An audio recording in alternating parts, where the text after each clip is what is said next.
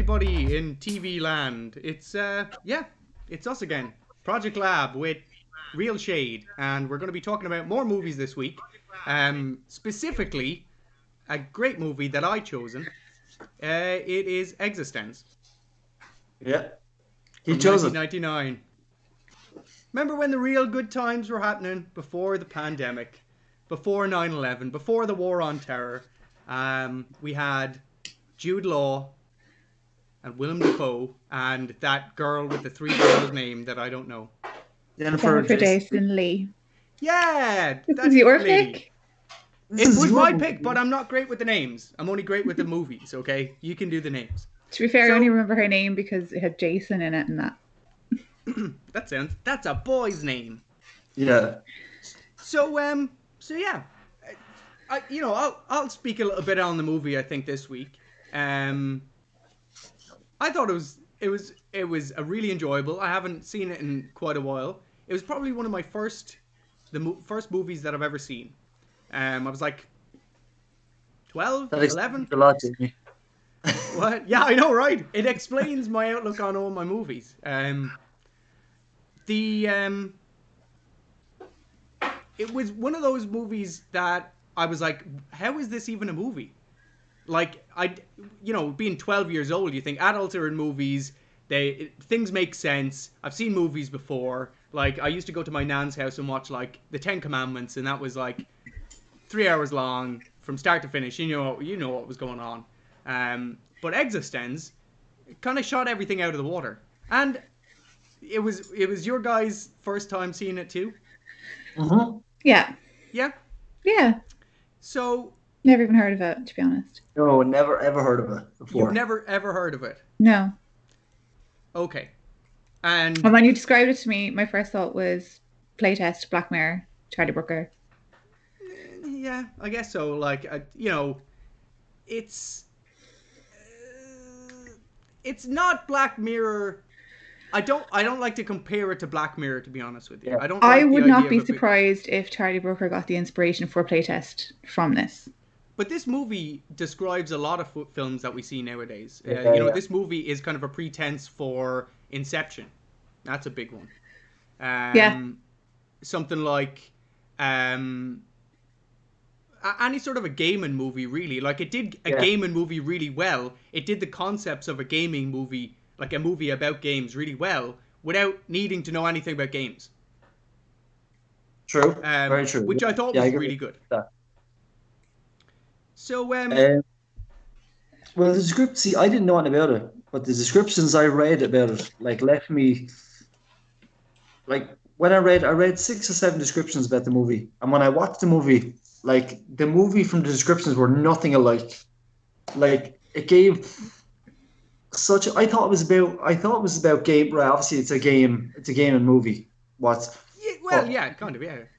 But the descriptions, like, gave me such a different view on the movie. It was like, they're trying to assassinate this game designer. I was like, all right, cool.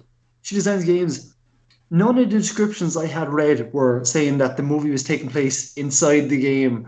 And I was like, but I will be honest. That was probably the big hook back then, though. Yeah. And, like, through the whole movie, I was like, what's going on? What the fuck is happening? And I won't go to the very end, but by the end of it, my opinion from the very start was like, this is not a good movie. This is not a good movie. The very end of the movie, like, I was nearly tuned out. But you know when something's so fucking intriguing that you're like in your mind, your body's saying, oh god, but your mind is like, no, we're hanging on, we're gonna see what's going on here. But by the end of the movie, I was like, that was really fucking good. That was. Do you know what's funny? Because Jamie knew when I was watching it, so I messaged him when I was done, and what I said was, I love when a movie knows how to end. Yeah. And that was all I said. I took that as, like, I'm glad that movie ended, and I knew it knew when to end, like, when to stop. But be like, I don't want this anymore. It ended in a perfect place, in fairness. The only thing I don't like about movies, it's my fucking one pet peeve, is make your decision. You decide what happened at the end of the movie. That's what it kind of felt like for me. No, I like that. Oh, no, I fucking hate that. I'm like, no, you wrote the fucking movie. You got paid to write it. You tell me what happened. I'm not telling you shit. I don't want to use my own imagination.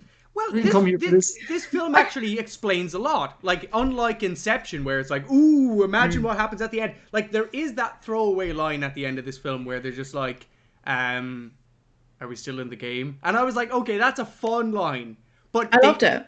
They dwelt on it just enough. Like, the camera actually stood there for a little bit, but I think they explained everything they needed to explain and still left you in this weird world where things were automatically accepted. And we'll get into it. We'll get into the way I think the story introduces you into this weird world. And it's like, you know, have you ever watched films where the character is in a really strange world and you're like, why are they accepting that? Like, why aren't they just going like, what the hell is going on? It's like, exactly. Even at the start of it, like they haven't even gotten into the game as far as you're aware. And even at that part, they're kind of accepting all of the weird little small things. And you're like, whoa, what the fuck? They never address it. There's no, what's it called? Exposition. There's no exposition, like the little pink phone and things like that. They're not like, this is a technology that yada yada yada. They just kind of, it's suggested once or twice on how these things are made, but when they didn't address stuff in The Crow that bothered you. Right, here's the difference. In eXistenZ, it's the Jamie pick. It's the difference. It isn't anything to do with because it's the Jamie pick. It's a little bit to do with it because the Jamie pick. Because they allow you to live in the world a little bit longer. They don't do that in The Crow. In The Crow, they're going, it's the real world, we all have real problems. Oh, by the way, a crow can bring people magically back to life again. It doesn't work like that. In eXistenZ, it's like a stew of the world. And it has no shame in it. And that's what I like. There's no shame in it. It doesn't try and be anything that it's not. But we'll start with the start. And here's, again, another film that starts with some credits. So this week, what we're doing is... Boy, does it ever. It does have some pretty long credits. No, see, look, this is the thing. This is the second time you've said, those credits were pretty long. But again, repetitive. And not giving any growth to... Do you remember what credits were? No, but like repetitive graphics, it's not really giving anything to... It's the same as Spider-Man that we watched last week. It's not really growing the story. It's not giving you any kind of visual clues. It's not making excitement. It's just, here's the graphic, here's the theme. What would the visual clues be for this movie? Well, I don't know, because I'm trying to pick a picture, and even picking a picture from this movie was hard enough. I like, hey, I'm liking where... I honestly I can't wait to see when it's done. I thought like a movie about a video game world would be much more visually inspirational. I have to say, I think I get what you're saying there, but I do think this movie, and I'm looking at it now, was way ahead of its time. Massively. Yeah. What did strike me, right, and I'll put this because this is at the start of the movie, is when Allegra is introduced and she's this genius game designer, and the first thing I thought was, oh, a female game designer, someone at the peak of her career, this is pretty cool for the year that it is. That's a pretty cool thing to put forward. And then you find out later on it was all bullshit. No. The genius designer was actually a guy. Yeah, exactly. It was a guy all along. No, even at that, like, come on.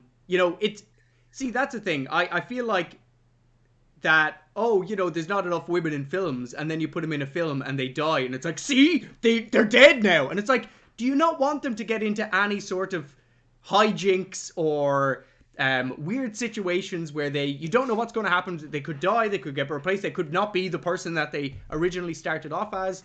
Nowadays it's like, oh, it's a woman, and they're never going to have any faults, and they're perfect in every single way. Sorry. What I did love about this was, like, and obviously, so I'm finding it very hard not to go forward. But when I was saying, and maybe you realise this as well, Darren and Jamie, all the acting in it, because I know these guys can actually act. Like Jude Law can act, and like Ian Holm can fucking act. These guys can act. Like, and then I saw them and I was like, maybe they're early in their careers and stuff, and then you find out obviously at the very end that it's not like it's all supposed to be their character acting. See, that's it. It did strike me. Yeah, I agree. Let's go through it. To me, that was like a clap. I was like, well done. That's fucking great. Like, and Jude Law with his own accents. Yes. Yeah, see, it took me a minute to cop on to what Jude Law was doing, because I was like, this isn't the Jude Law that, you know, we're used to. But yeah, no, but even then, your man is putting the character loop, and he's like, I was Darcy like, that's Nader. Great. Darcy you can just imagine him walking into the wall and keep walking into the wall. Yeah, like sinking down into the ground. Whoa! Oh, fucking brilliant. So we start off with the credits, and like I said, this week we're going to be trying something a little bit different. The movie is going to be present over here, for us to reference, not play. Don't worry, there's no copyright being broken here. We're reviewing it, and bear with me while we try and go through this, because this is going to be a little bit jittery every now and then. But anyway, so we start off with a load of kind of burning paper, I guess. It looks like kind of burnt paper, or like wallpaper, you know, crumbling off a wall or something like that. Been taken away. Yeah. And it progresses into this kind of scene of butterflies. You know, like, again, it looks like paper, papyrus. There's kind of ink blots, and I like that. It's simple, and again, it's for the time. It's very 90s. It's very setting the tone of a kind of an eerie place, I guess. It's hard for me to kind of get an out perspective on the whole entire movie, so maybe you're going to need to give that to me, because I've seen it for so many years. What do you guys, again, think about the credit side of things? It definitely gave that kind of grungy feel, so you knew you were going into something that was a little bit darker, and a little bit more kind of edgy. Well, that was what you were expecting, hopefully. Again, like I said, there was too much of the same thing over and over again for me. I didn't really think, like, I don't really ever think much of credits. They don't really, like, it doesn't mean that much to me. Maybe that's a wrong thing. But I did get from this movie had kind of like a high budget for the time. Like, with 39 million or something or 36 million. But, like, if you look at, like, movies back then, like, say The Crow, right, whatever. Well, let's not go there. But you look at the credits. You look at the credits for that and the credits for this movie. You see how, like, for the time, high def and, you know, everything else. Mm-hmm. So I thought it looked really nice. Can I just point out though? Was it a month later The Matrix came out? Yeah, it was so close to The Matrix coming out. That's the thing. And they did a lot of practical effects. There was a few CGI moments in it, but again, I feel like the credits are overlooked, because a lot of that is actually practical effects half the time. Yeah. You know, a lot of the time, that, especially in the 90s, would have been practical effects. They probably would have had to got, you know, shots and film and everything of these pieces of paper. But I think now, I didn't know that The Matrix were a year later. Now I'm thinking a month later. So if you, like, realistically, if you look at The Matrix and look at this movie, like, for me, there's no contest. It's like fucking, like, it's like it was done 10 years later. You know what I mean? But, like, don't get me wrong, it's not saying that this movie is not a good fucking movie. Like, because as I said to you, the way that I feel this film, and, you know, it is David Cronenberg. You know, he is a well-known director. You know, so it's not completely out of left field that it would have such a high budget. Like, the amount of great actors in that, like you said, that are playing these weird hokey characters, and you're like, why? Why are all these? Says in it, my accent was so thick I couldn't even think of it. Like, fucking Willem Dafoe. Like, so obviously when I was watching the movie, I was like, oh, Willem Dafoe's in it, because he's actually highlighted in the credits. Willem Dafoe as like things that I never got through the whole movie. When your man says, "Oh, we're just going to go across the road and find a county gas station," and then it cuts to the county gas station. And your man's name is Gas. And then when he got shot, I was like, surely he'll be back. And obviously then you find out why, and I was like, that was like when I saw the end, that was fucking genius. I was like, that's brilliant. That's great. It's a good payoff, and I felt that was like really in-game kind of like that. That's kind of like a game thing, like the country gas station. Like you don't pay attention to the background; you're like just doing it. So straight away we get into past the credits, and we get Doctor Who. We get the first revival of Doctor Who. You know, the first new revival. What's his name? I have it wrote down. Sorry, his name is Christopher Eccleston. Christopher Eccleston. I think that's how you pronounce it. Eccleston. Yeah, Eccleston. Eccleston. Yeah, Eccleston. Yeah,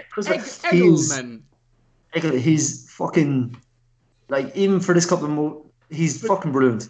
But that's, again, he's a character where you're like, at the time, I don't know how well known. I think in Britain he was pretty well known. But again, you were like, oh, he's a well known actor. He's like dead 2 seconds in. Yeah. So it starts off with a guy describing this new game. And the first thing that catches me off is that they're all in a church. They're all in this, again, for me, it starts off, that's the unusual part. There's pews sitting around. There's no pulpit there. It's not a Christian church. It's not like a religious church, but it's it looks like a church area. And they're describing this new product about eXistenZ, capital X, capital Z. And again, the way that they were describing it, it's just unusual. And I was like, okay, there's definitely something weird. But I didn't going get on. the whole, like, I was like, eXistenZ, what the fuck? It's eXistenZ. eXistenZ. Yes, Darren. I didn't get it. Okay. And do you know what? Amazing. I didn't know. I didn't think too much about it, but then like no one I didn't read it anywhere. I just like kind of it popped in my head. I was like, well, that's like exists. So the whole thing is about you have to. Do you exist in this world? It's all about existing. I was like, okay, existence. Yeah, it's a pretty like shallow narrative, to be honest with you. It's like it doesn't go deeper than that, to be honest with you. It just stays at like, do you exist? Yeah. Or don't you? Is this eXistenZ? But are you again in the Matrix? But those themes are kind of they're dashed in there, and whereas the Matrix is kind of trying to take it as a really serious concept. The actual fact of it is that like this film would probably go down the route of trying to highlight those films in a little bit more of a Hollywood kind of way, if you know what I mean. Like they don't like the Matrix was taking a brave step at going ahead and doing a whole entire concept of like the world doesn't exist and we're living in a computer and the machines actually rule the world and all of that kind of stuff. Whereas this, like, I'd rather this story. I'd much rather this story than the Matrix. I like this story because it's fun. Yeah. It's fun. It's a fun story and it has great characters and it's simple. It doesn't overcomplicate itself with its own concepts, whereas the Matrix runs away with it. So like you literally have to watch Matrix. When that came out first, people had to watch it. Not like had to watch it more than once not because it was so good, because they had to find out what the fuck was going on. Well, but like this movie has such clever things in this, like such clever things, like with the gun or the what's it called? It's called not a grease gun, a grit gun, grizzle gun. It's called. You know the bones. Oh yeah.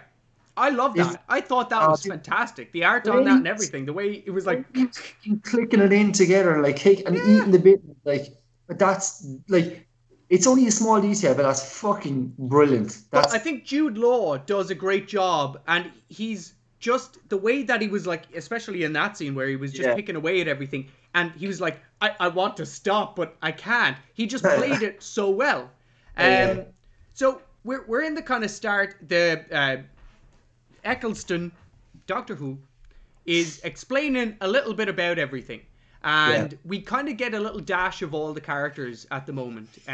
So we're kind of into the first act, introduction to most people and the concept. So Jude Law is sitting there. We get introduced to what's her name first off. Jennifer. Her name is Allegra. Allegra! Woo! Allegra! That guy that stands out of the front. Woo! Allegra! Why is he says it and like in the room, no one watched. Like before we knew what was going on, it was like he's like the worst extra in the world ever. He said it like 6 times, and I was like, why has no one reacted to him? Like, we want one person out of the audience to just go on their knees and start shouting her name, where everybody's just like, he went fucking nuts. Like he went ham at it. Like, I was like, what a fucking champion, what a legend. Take her 15 seconds of fame. But again, so we're a few minutes into the movie, and already I'm thinking, what the fucking, this world is weird. Like, why is it, again, why aren't people reacting? And it feels very like NPC-ish, doesn't it? Yeah. You know, people are doing stuff beside them, and people are like, yeah. It just doesn't make a lot of sense half the time. But again, without knowing what's coming next, it just catches you off guard. You're trying to kind of catch up with the movie and going, okay, is this relevant, or is this not relevant, or like, why are people doing this, or why are they behaving that way? I just let this movie, like, I hate having high hopes for movies. There's nothing in the world worse, because if you go into a movie and you're like, I hope this is good, if you know something about it. That's why I was telling you the last time. I love watching things like plays, movies, anything, or listen to music that I don't know anything about, because you have no expectations. Like, I know the actors in this, but I just decided when I turned on this movie, let's just go for a ride. Let's just see what happens. Let's go. Let this movie. So I didn't really question anything. Like, obviously, when your mom was like, Allegra, I was like, in my mind, Allegra, woo! I was like my mind was saying, what? It was asking so many questions. Like, this guy's like the worst extra in the world. What? And I was just, no. Let's just see what happens. And I'm glad it did. It was like, if I had hopes for this movie, I would have like turned it off, because I'm like, no, it doesn't make any fucking sense. See, thinking about it that way, I can understand why it's not a well-known film. It's more of a cult classic. Specifically because at the time, I bet, like, when this came out in the movies, where you were like, oh, wow, let's go to the cinema to watch, you know, fucking Ian Holm, Jude Law, Willem Dafoe. You're like, this is going to be brilliant. And you watch it and you're just like, what the fuck? Why are all these actors so crap? 2 seconds. I'm going to swap over from these headphones. Nope.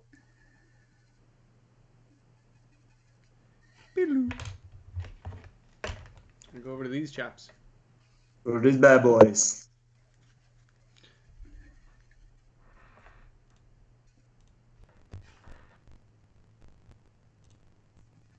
You hear us? Can you hear us? Okay, there we go. Sorry. These are a lot more comfortable for long times of speaking, I think. Good. Oh, strap in. We're here for the long haul. We're in here for the long haul, everybody. So, he's put on his comfy headphones. That's it now. We're done. the comfy headphones. Not the comfy headphones, the comfy headphones. So we're kind of again in this weird world, and she's like at a buffet. Again, you know, I understand the concept of the film is that they're basically saying, okay, you know, this is a little bit of a preview event for a product. It feels a little bit cultish.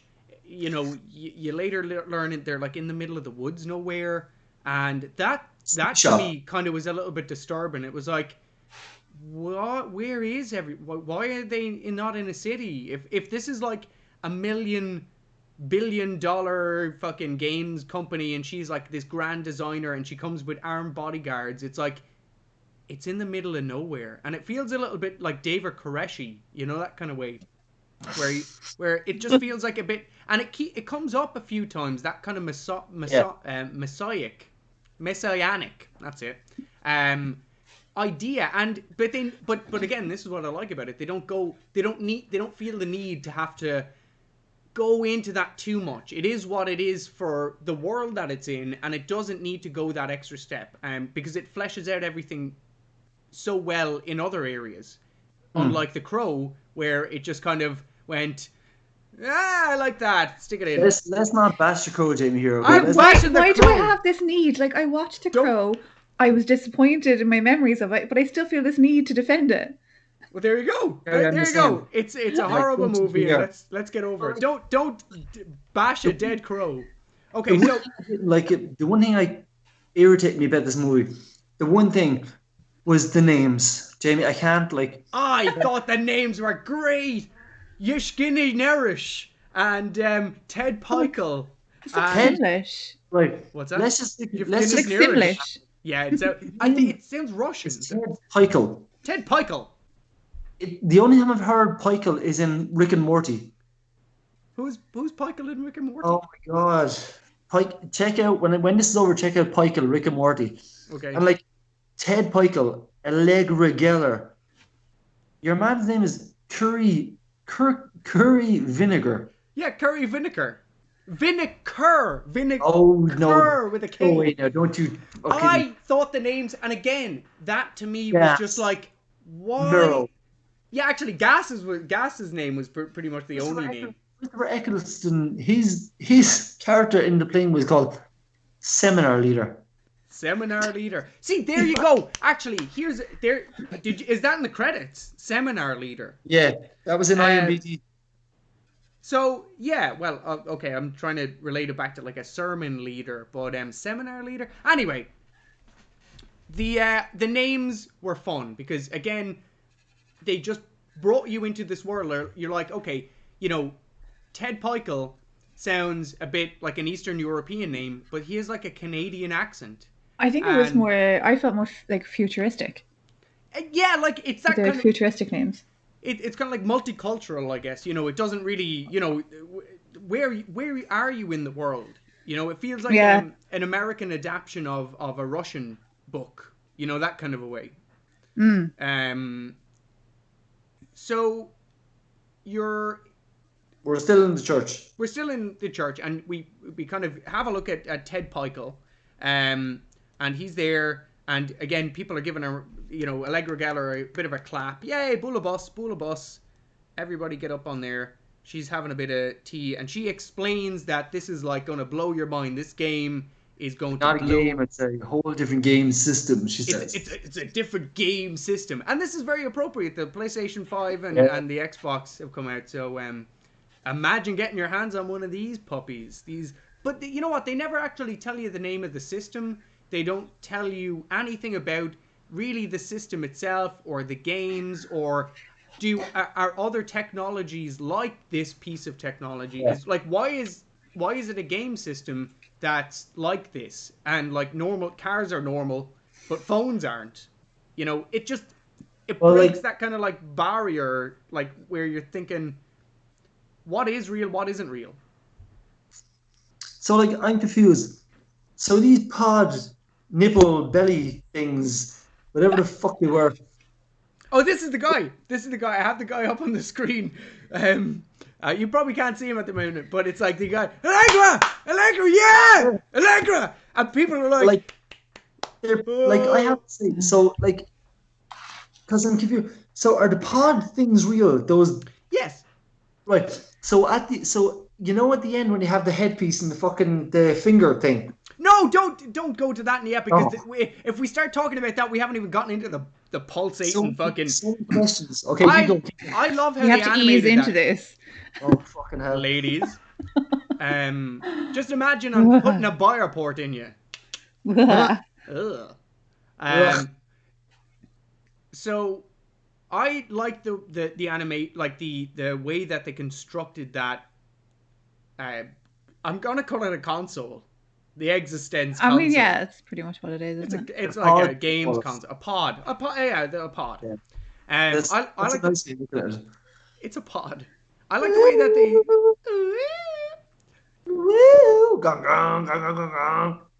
Hi ho Silver! Oh hey!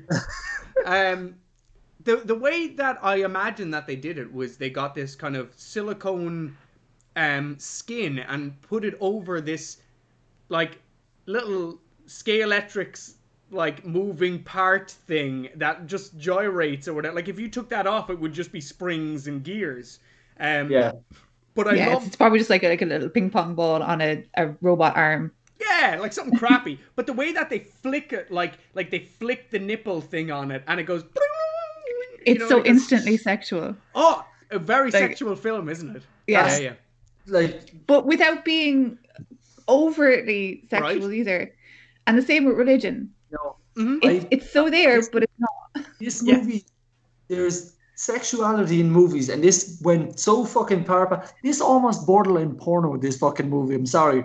Hey, they had a little bit of hole licking. Right. When he was like, but when he did that, he was like, and then he said to her, "Sorry, it wasn't me. It was my It was my character." game character. Yeah, Hey, if the Me Too era was around back then, right? It was. Hey, that's a good one. I'll pull that next time. Oh, it wasn't me. It was my game character. Well, I mean, it's the equivalent of I was Jesus drunk. made me do it, or the devil made me do it, Jesus made me do it. Who uses that? or the devil made me do it. I don't know. Whatever. Jesus made you push your grandmother down the stairs. That doesn't sound like Jesus to me. I'm going to have a word with Jesus' mother. Mary, why were you talking to Jesus? So we're kind of getting nicely introduced to Allegra Geller and what we think is, the sermon or the Doctor Who guy. Yeah, that guy. And then Ted Pikel. So at the start, it's very innocent. It doesn't seem like anything major. You're kind of getting introduced to things.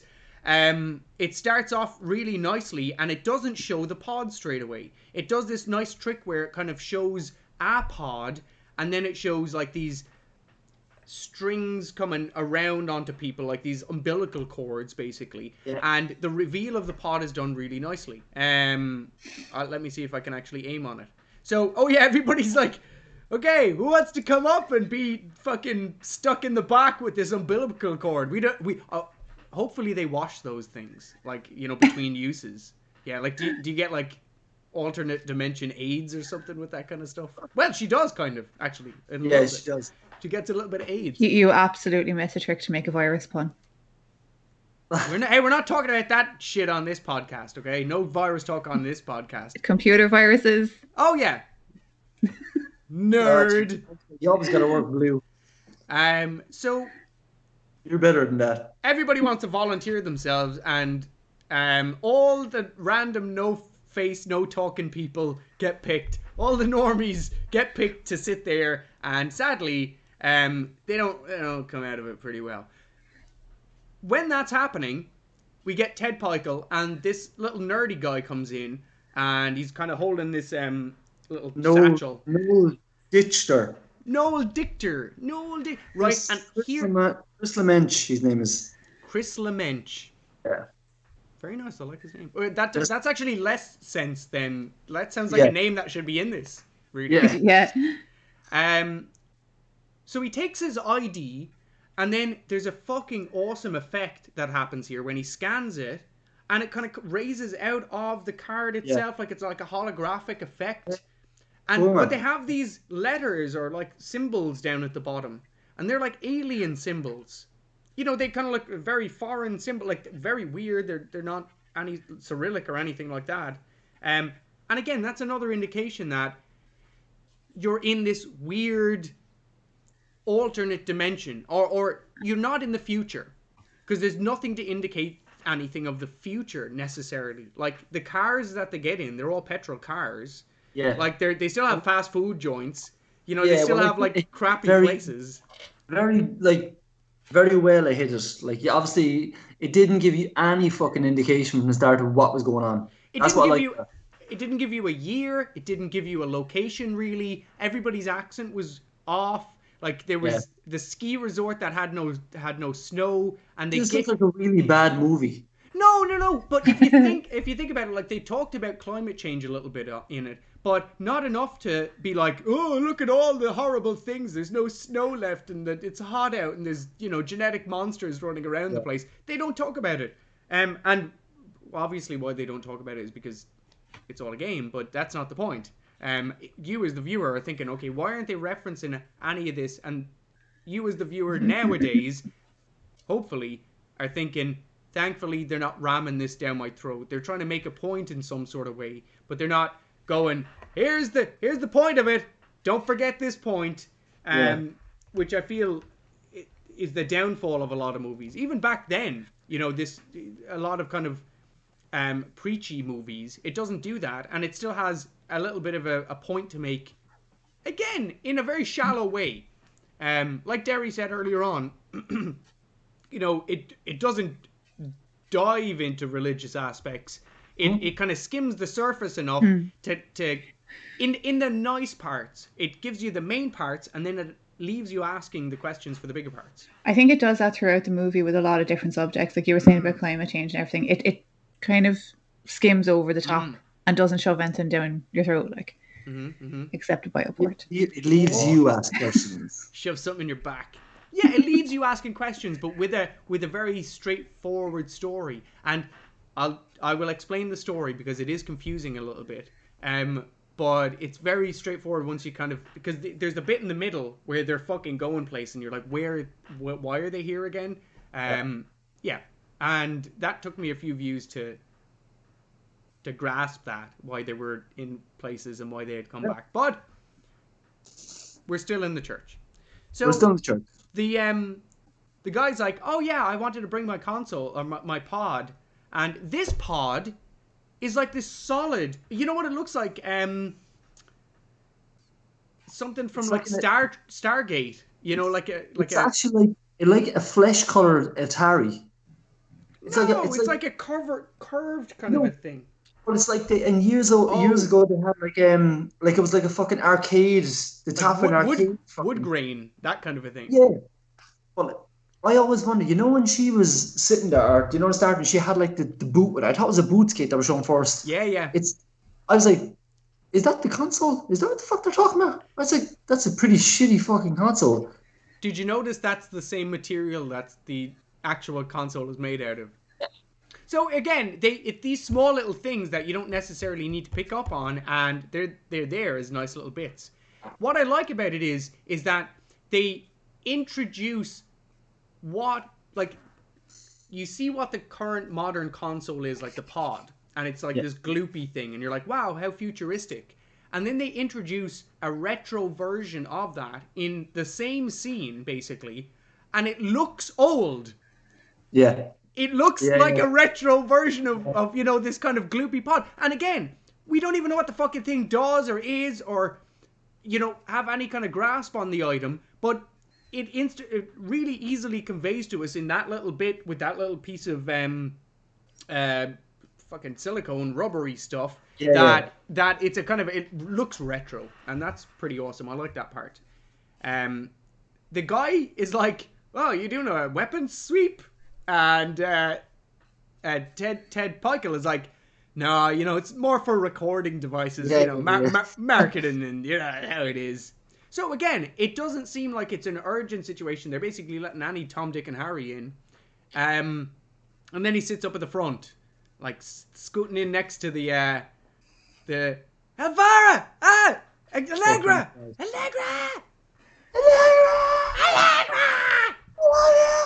And he doesn't even get picked. Cassandra!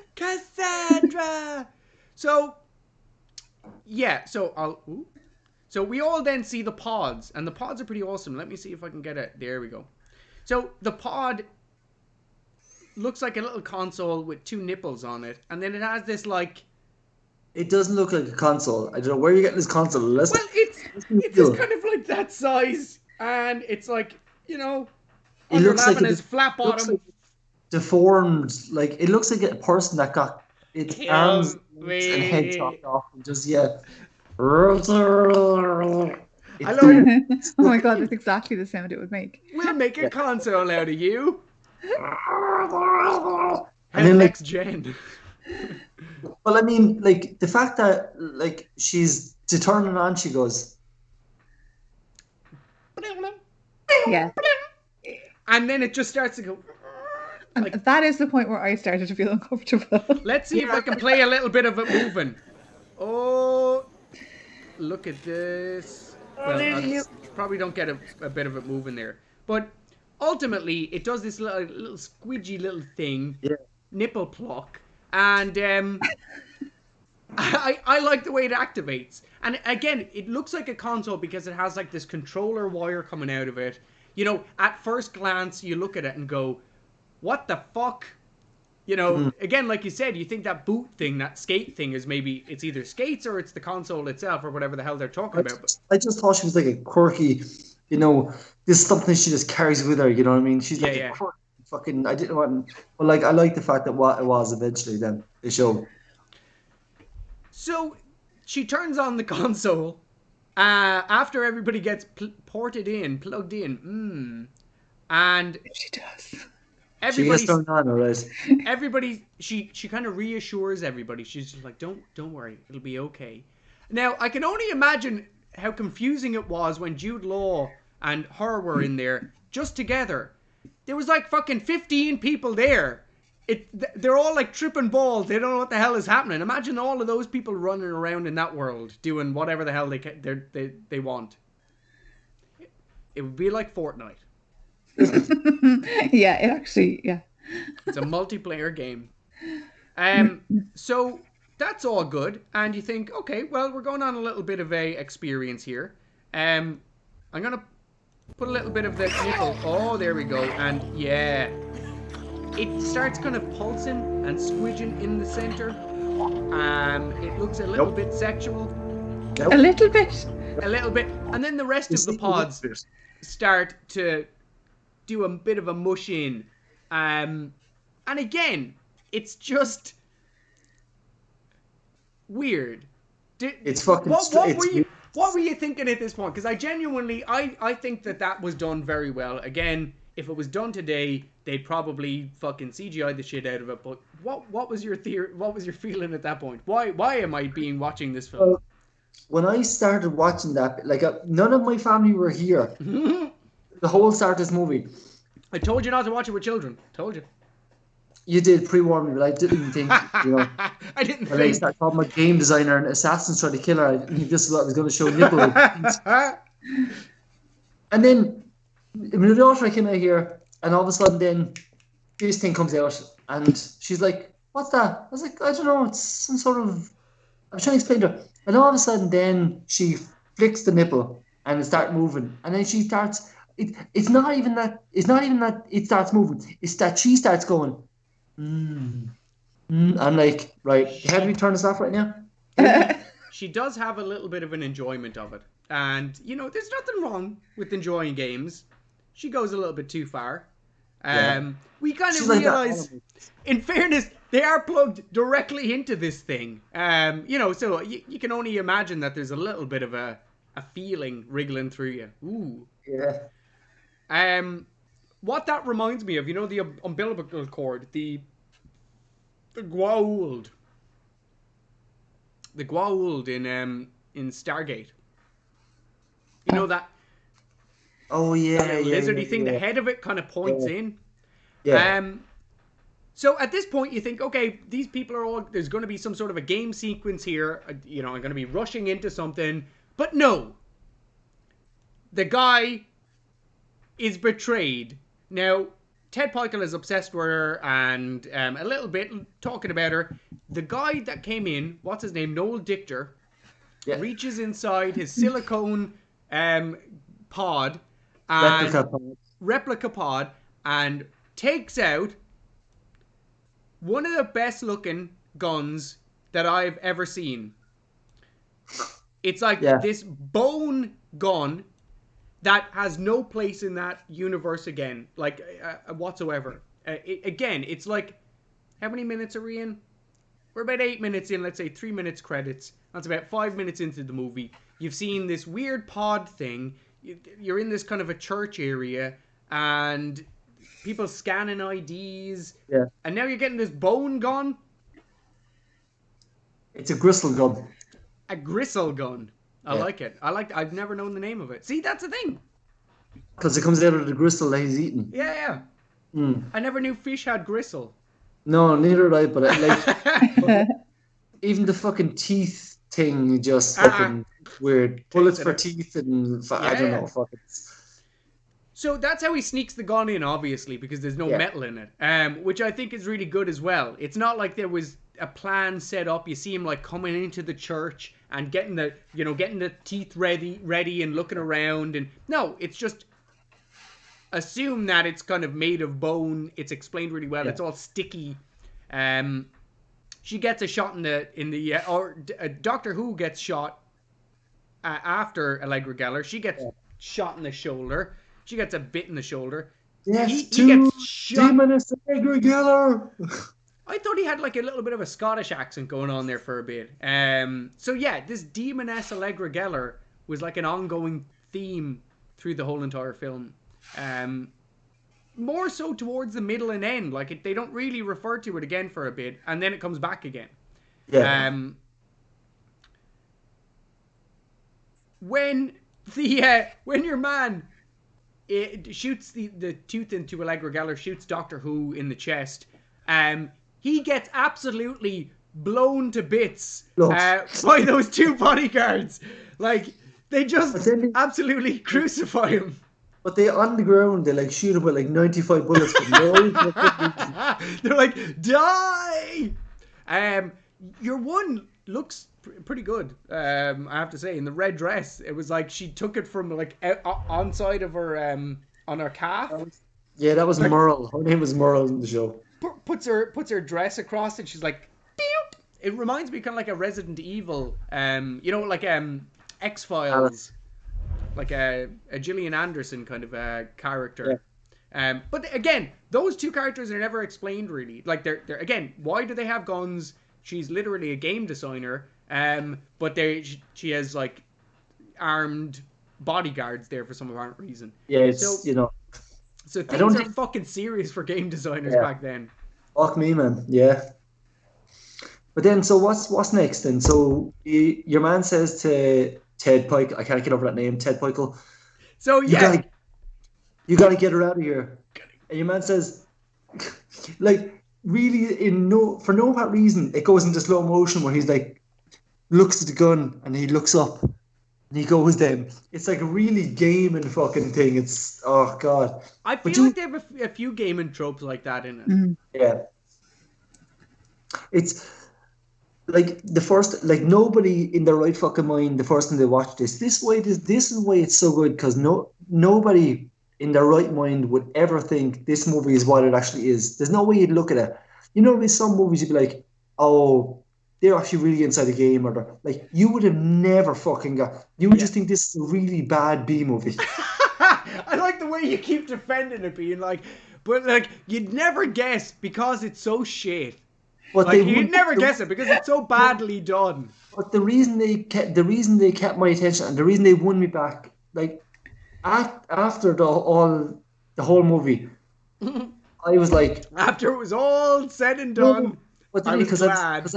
Because I was expecting to be like, that was 2 hours or an hour and 37 minutes. I would never get back. But I actually said, how I always look at a movie and if I like it is if I watch it again, and I would 100% watch that movie again.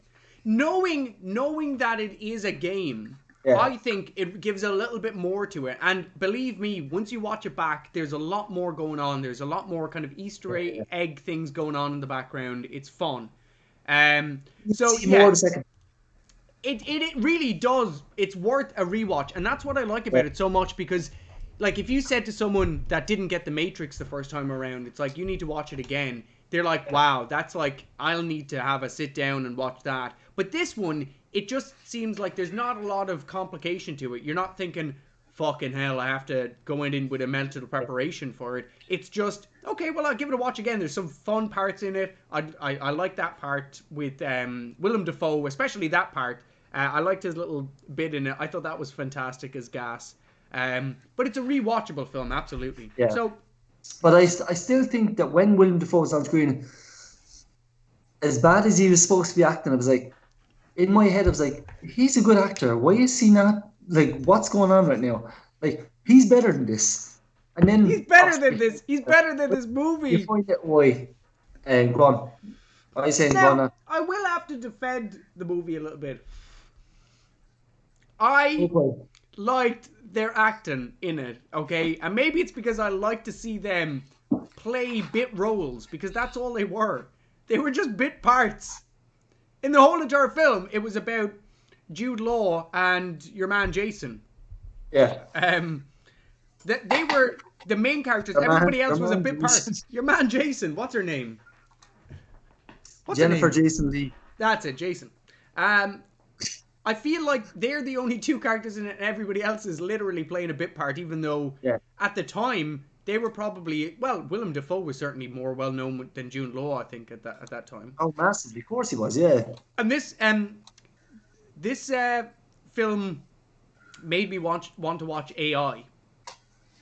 What a movie. What a great movie. There, again, Yeah. a movie that actually does an opposite of this film and becomes horribly shit at the last 20 minutes. Like, it does, it actually... It's awesome till the end of it. It actually invalidates the full Yeah. movie. And I'm like, oh, okay. They should make an unextended cut and just take out the last 20 minutes and just be like, you're fine.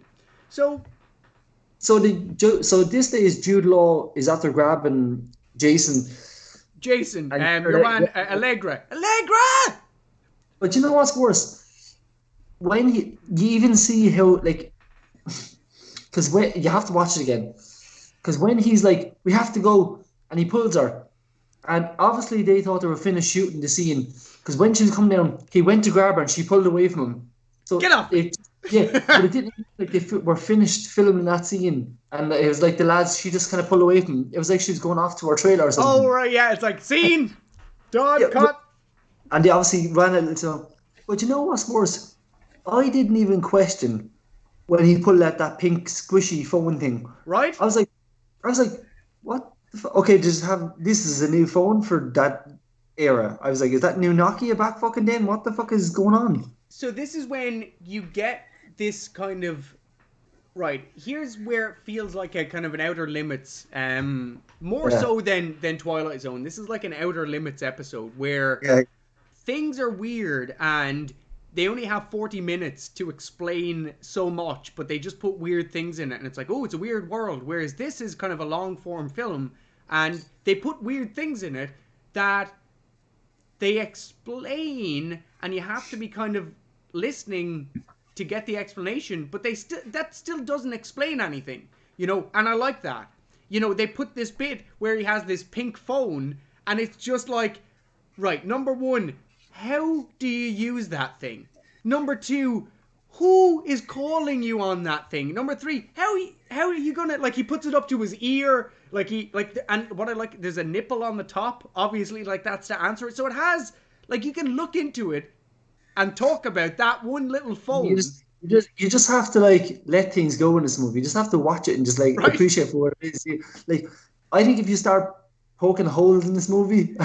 I don't think you can poke holes. That's the thing. What holes could you possibly poke? He is literally a pink phone. This movie is a donut. This movie has a big fucking hole in it.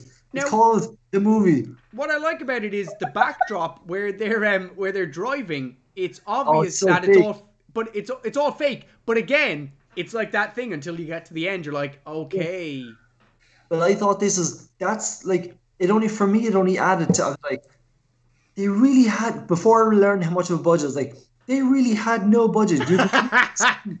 That's like a screen behind them going. Yeah.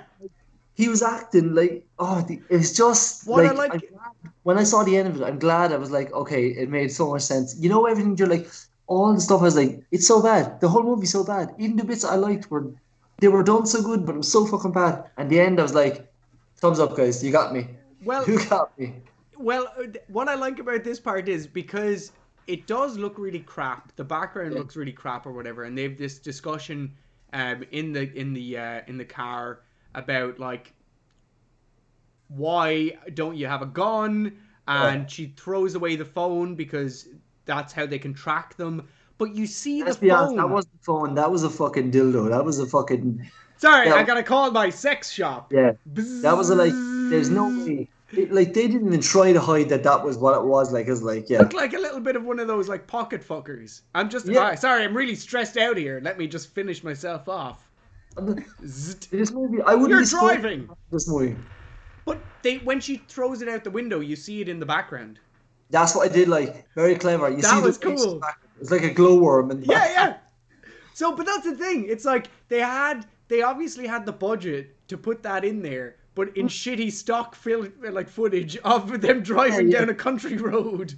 Yeah. But like, look and see, it's after making me like it so much because when I look back and I'm like, now I'm looking at all the bits we're talking about. I'm like, that was like, now I know what I know. It's fucking great. Like when she says out of nowhere, like it's a really, really game movie, and like it was a really like it was like a game made on an action movie. If it was what I'm saying. Yeah, So the way yeah. she turned when she turned and says, she goes, "You got to pull over." I said, "Oh, she's gonna get sick. We got to have an intimate moment."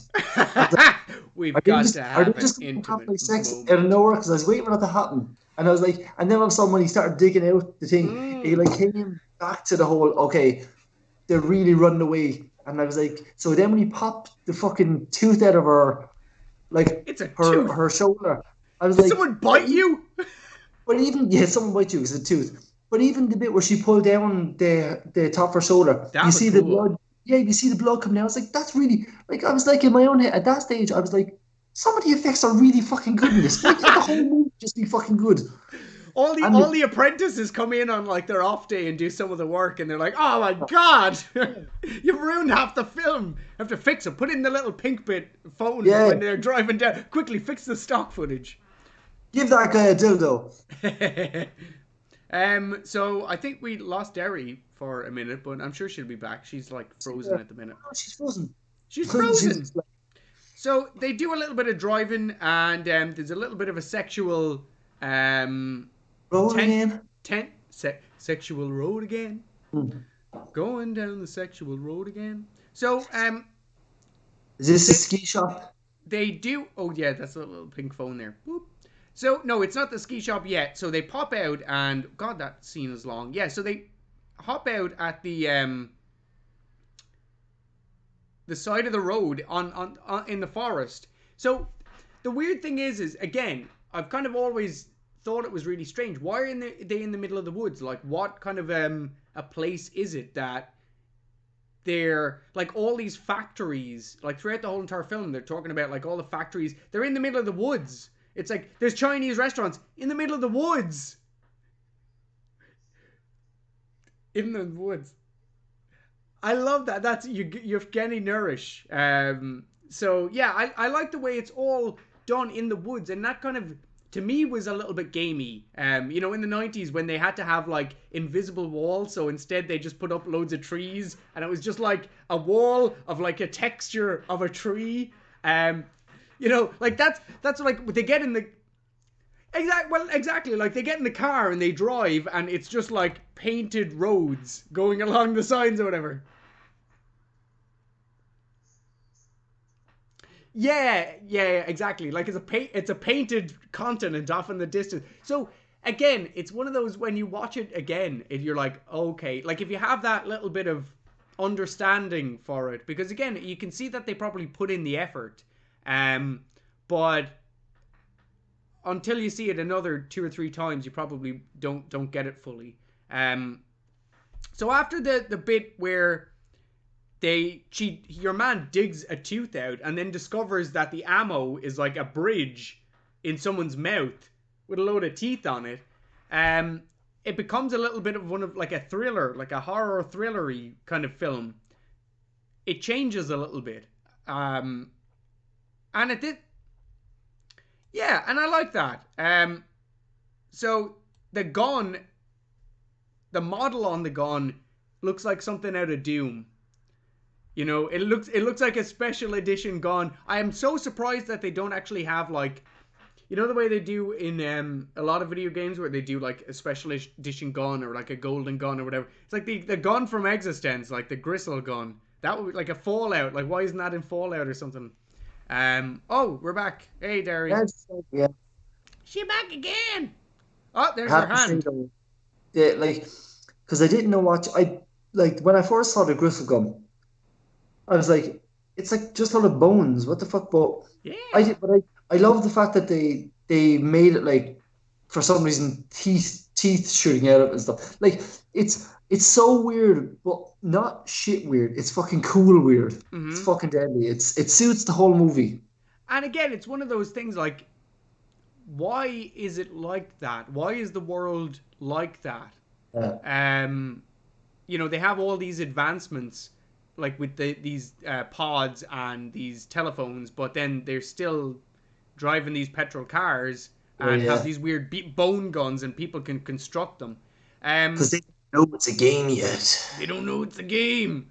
So they get into the little hotel room, and she's having a bit of a snooze, and he's having a little bit of perky pats.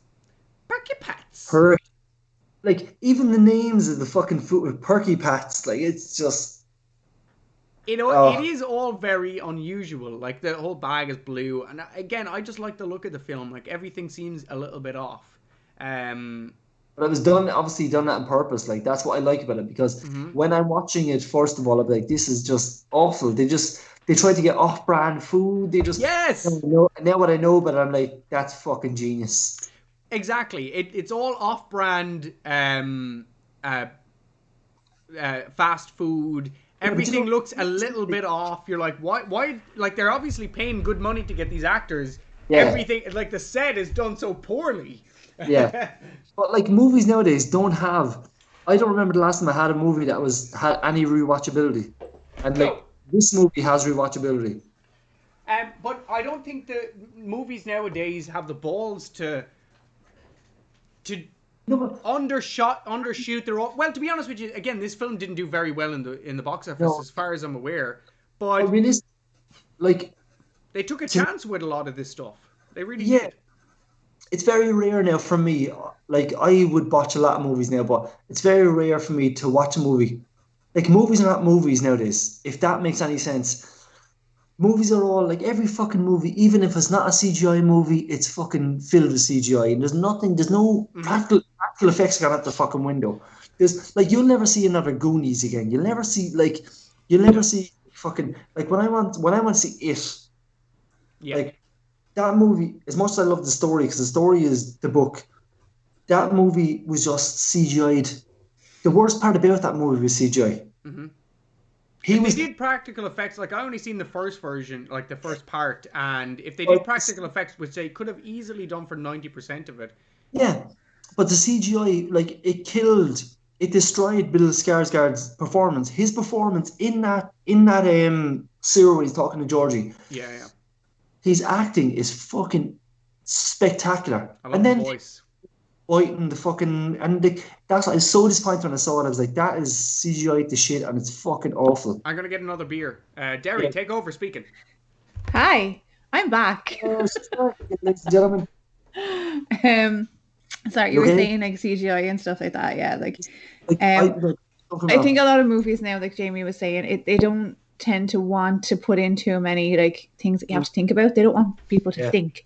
Just want people to pay the money and come and see a spectacle. I So I the thought I thought had of some. I thought I had some penguin cake bars, but I ate them all last night. oh no, no munchies. No penguin um, cake bars. I was just saying, like movie makers they're not looking for people to think anymore. They're looking for people to just come and have the spectacle rather than There's no there's not a story. lot Like, of there's not a lot of like really get in and have your mind blown. I feel it's like this is an experimental Hollywood movie. It's yeah. like it's very experimental. It's like David Cronenberg. That's this film got me into abstract films. Like if I was to watch something like Alejandro Jodorowsky's like the Mountain or Holy Mountain, it brings me back to this kind of root of film where they were trying to take a lot of chances in a lot of ways. They confused the audience, and I don't think Inception was that smart in insofar as like they did kind of the same thing if you think about it. They got a Yeah. load of I like really well Inception. known Like actors to do a really weird film that will take yeah. fucking months and months to for people to understand it, but it's I pretentiously don't know. like that. I don't think Inception was that heavy. But I don't this think it kind was of that hard to Uh, understand. no, but I, the idea of I it. got it, but I didn't like it. I didn't like it. It was another one of these examples that, like, for me, it was load of big actors in a movie that was like I thought it was trying to be more than it was, and it was a great idea. Don't get me wrong, it's a fucking great idea. Yeah. But for me, it didn't. I didn't come out of the cinema going that was out of this world. And see, that's how I feel about this movie. Okay. Is I that I expected more from it. Well, you know what? I wouldn't have liked any more from it, to be honest with you. I think more of it would have taken away too much or asked too much of the film, because you would have asked another half an hour to explore themes properly, and that would have been too long for this film. Well, that's why I didn't like. The reason I didn't know anything about it is I think that's why I enjoyed it, because I didn't know anything about it. Yeah, like I can see, like I think it would have been a different film if a lot more was gone into effectively. So if they explored a lot of things in terms of like even their relationship during it, like if they made it a little bit more obvious or whatever, or if they tried to go into the religious themes of the film, or if they tried to like even talk about why technology is like that. You know, you know, I use this every day. And I think that's where I have a problem, is that I don't think some of the themes, like I said, religion and stuff was skimmed over, and that was all fine. But I think there were things that really they could have spent more time on. Well, look, I'll put it to you this way: with The Crow, and it's going to be my reference point, to be honest with you. The Crow was trying to be religious. We were all disappointed. The Crow was trying to be religious, and it did an art. I wasn't disappointed in The Crow. I was disappointed in the 78 fucking sequels that followed it. The murder afterwards. Oh no, wait, not during. Afterwards. But yeah, so, like the themes it did. I think it did well, and you know, like we were talking about the brand names. It's an off-brand name, and you know, Darren thinks Perky Pets. So does that have to do something with the nipples? Perky nipples? Perky Pet? Maybe. Oh. I like it. They have a discussion in the room saying, okay, well, we really probably have to get in contact with, what's the name of the company? Altura? No, it's... It starts with an A. I knew it started with an S, though. Slimmy, Slappy. Slimmy's eXistenZ. Because I know it's cortical systematics is the other one. So it is.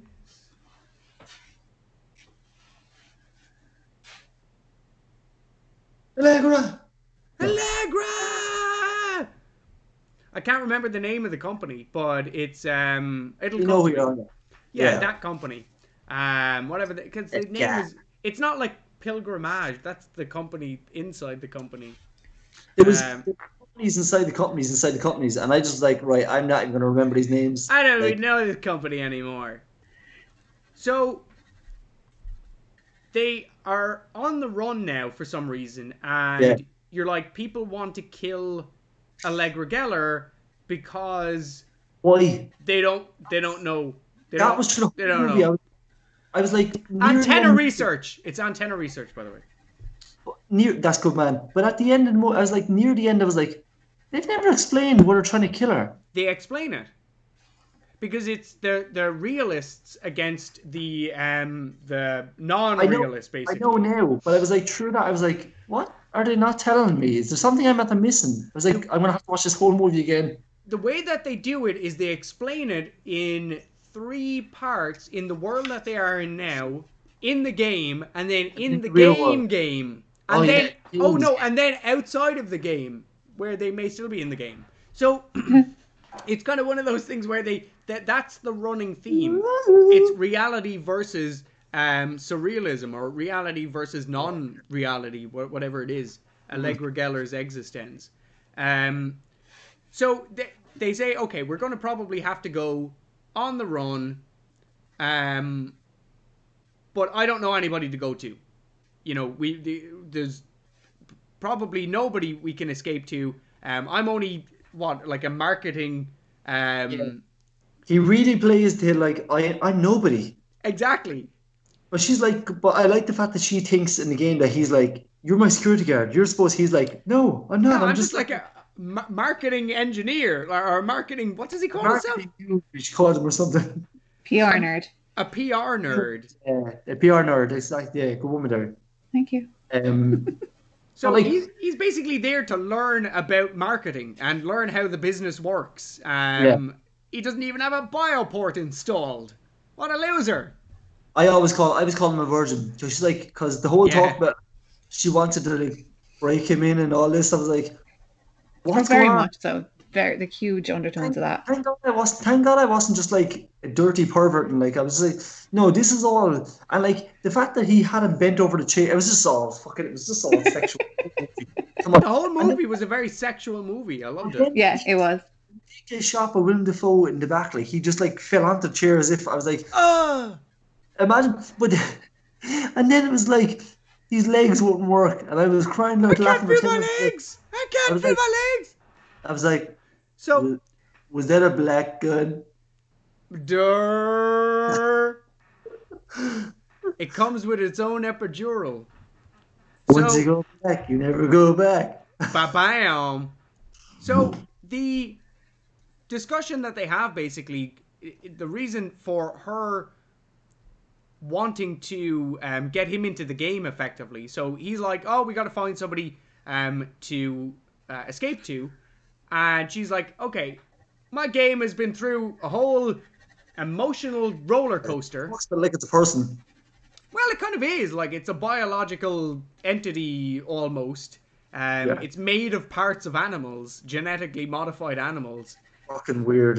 That they grow into a console, which is, again, I want to know more about that. Yeah. And then they have that thing in the pond, the fucking thing that looks like real monsters. Looks like that, like your man's best friend with the 2 eyeballs. But this is the thing. I love the way that they go there and then stop short of really needing to explain anything about the animals themselves. Like, I like the way that they dip into that and let you see all of this environment with these animals and these lizards and reptiles roaming around the place, and they just accept it. Everybody's perfectly fine with it. No questions asked. It's just this is what we do and deal with it, people. But think about it. The world that she goes into with all the pond monsters and everything, that's in the game. Yeah. They're not in the game as of yet. Well, where are we now? So they're in the hotel room. They're in the hotel room. And she's like, look, I need someone to experience the game with me because I went through a lot of stress. And if... I need someone friendly to play the game. Are you friendly? Are you not? That felt like a mantra or a code, or like she was looking for a specific response. It's very secret-y agenty. As if there had to be like a specific response that he said back. Yeah.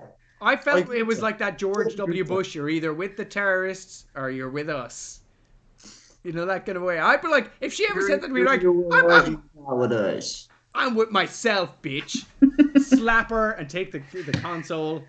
So she finds out that he doesn't have a buyer port installed, and you're like, what the fuck is a buyer port? Because they haven't actually told you by this stage. You know, they kind of played any game ever. Wink, not sexually. So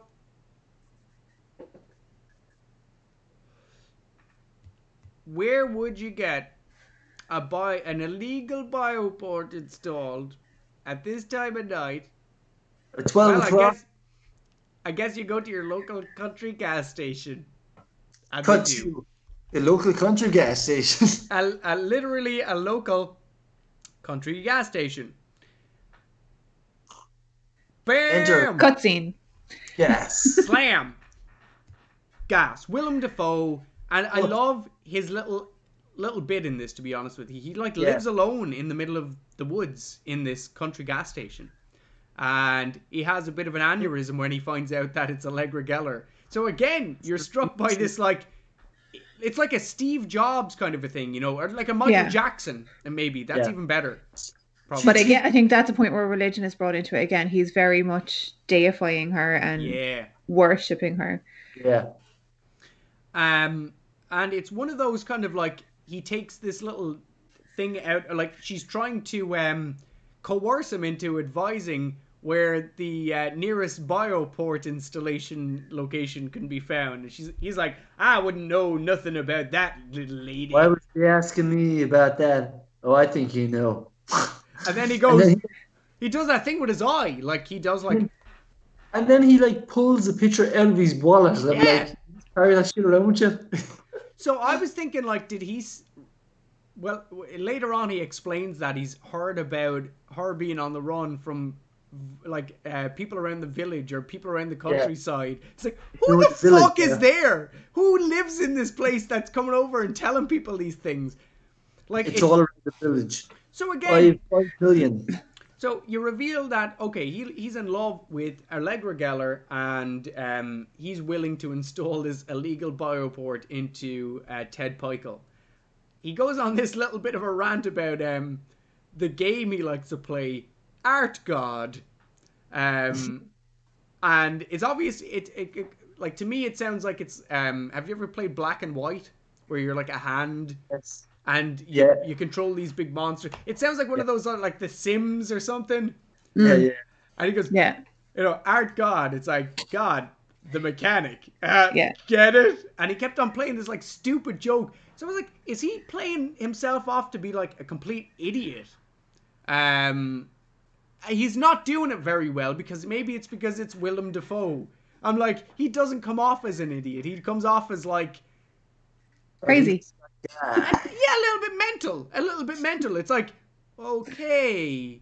Instead of being like, I'm a country bumpkin, he comes off as like, okay, well, you never know. I'll stop at the next petrol station. It's fine. I'll go away from here. And at that point, Allegra Geller is having this kind of like little experience out with this, what Derry was fantastically drawing there, this little reptilian monster thing. Fucking weird looking thing. But first of all, she's like feeling up the wall. What is it with this woman feeling up shit? She feels... So I think she's just very tactile. She's like... I think it's because she's been in the game world for so long. You know, she just spends all of her time in this game world that she's like, wow, real things. So she knows she's in the game the whole time, doesn't she? No, well, they all do. Okay, all right. They all know that they're in the game and they need to win the game.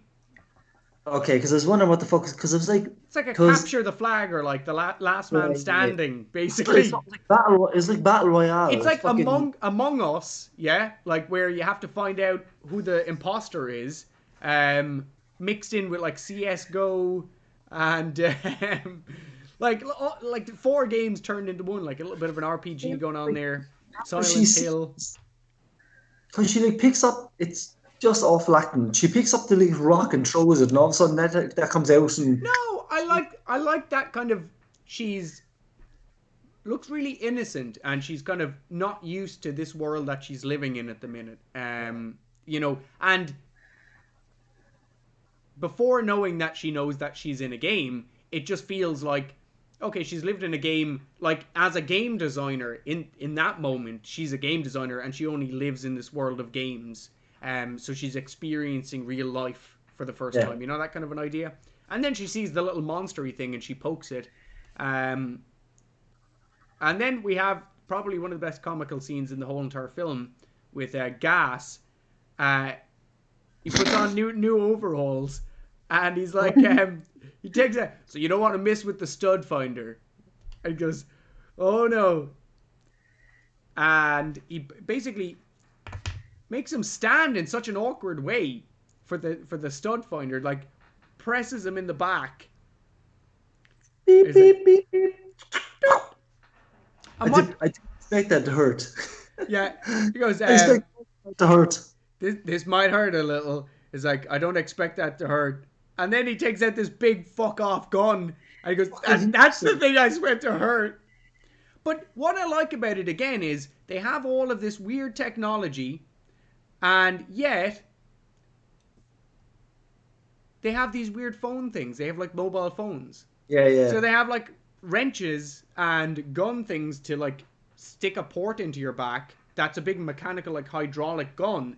But they have these weird phones and consoles, and those are really the only 2 things that you see that are kind of like technological, basically.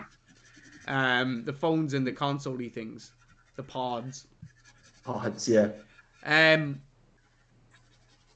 So but absolutely decks him in the back and gives him an epidural. The same thing that they do when you have a baby. But like, fuck, I didn't know it was because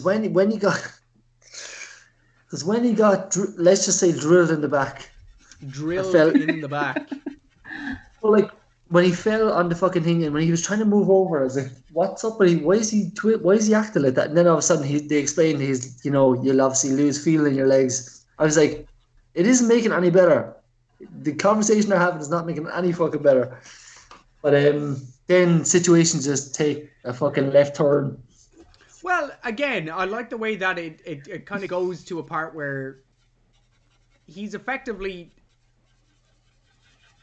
he's playing an idiot the whole entire time, and then you find out that he's basically been playing him. Haha! I've crippled your friend, and now it's time for you, lady. They try and port into the game then and there. Yeah, he asks a question basically, and it's like, why don't you get an infection if it's a port, like it's a hole right into your body? And she's She opens her mouth and I'm like, she's asking for it. Like, seriously. Like, it sticks out. It's just, look, this whole movie is this big fucking one sexual innuendo. Well, it would be different if he turned around and was like, in my butt. No. It's the fucking same thing. It's exactly the same thing. All one hole, all that shit. But anyway. Moving on. Swiftly on. Blast them in the back, and then they try and port into the pod again because she's so excited to start hooking up to this fleshy, bulbous thing. And then the whole pod like flips out and sparks. And she's like, "You surged! You neural surged!" And I love his explanation. It's just like, there was no surging. There was no surge. Oh, you panicked, yeah. I didn't panic. There was no panic. I was a little nervous, but there was no surging. And then you find out Gas sabotaged his backhoe. Oh, that was Gas. Old Gas sabotaged Some right gas, the backhole. The death in this for Gas is fantastic, and the little reveal for it is done very well. Fucking brilliant. I know, excellent. Where he holds up, like, and this is another question. What the fuck does that thing shoot out where it's okay to shoot it at point blank range, but it's not okay to shoot it like 15 feet away? That was my question. Is it like a bolt? What's in there? Is it air? It does put like a hole in your back, doesn't it? But what's in it? Like, if it's okay to shoot it at point blank range into the back of your spine, why does it blow out a hole in Willem Dafoe's neck? I'm not even going to try and fucking answer that because, like, that's just like, as I said, let's not poke holes in this fucking thing, okay? But let's not poke holes. He tries to basically kidnap her, or even kill her, basically at this stage. He's like, okay, a lot of money going for you. Word around the countryside is that you're a wanted lady. They finally get away from.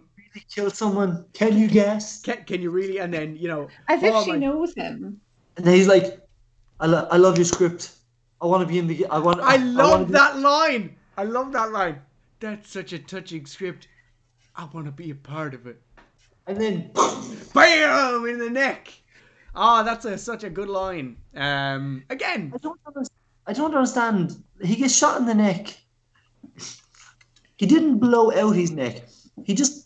The side of his neck, right? Which he would be like, right?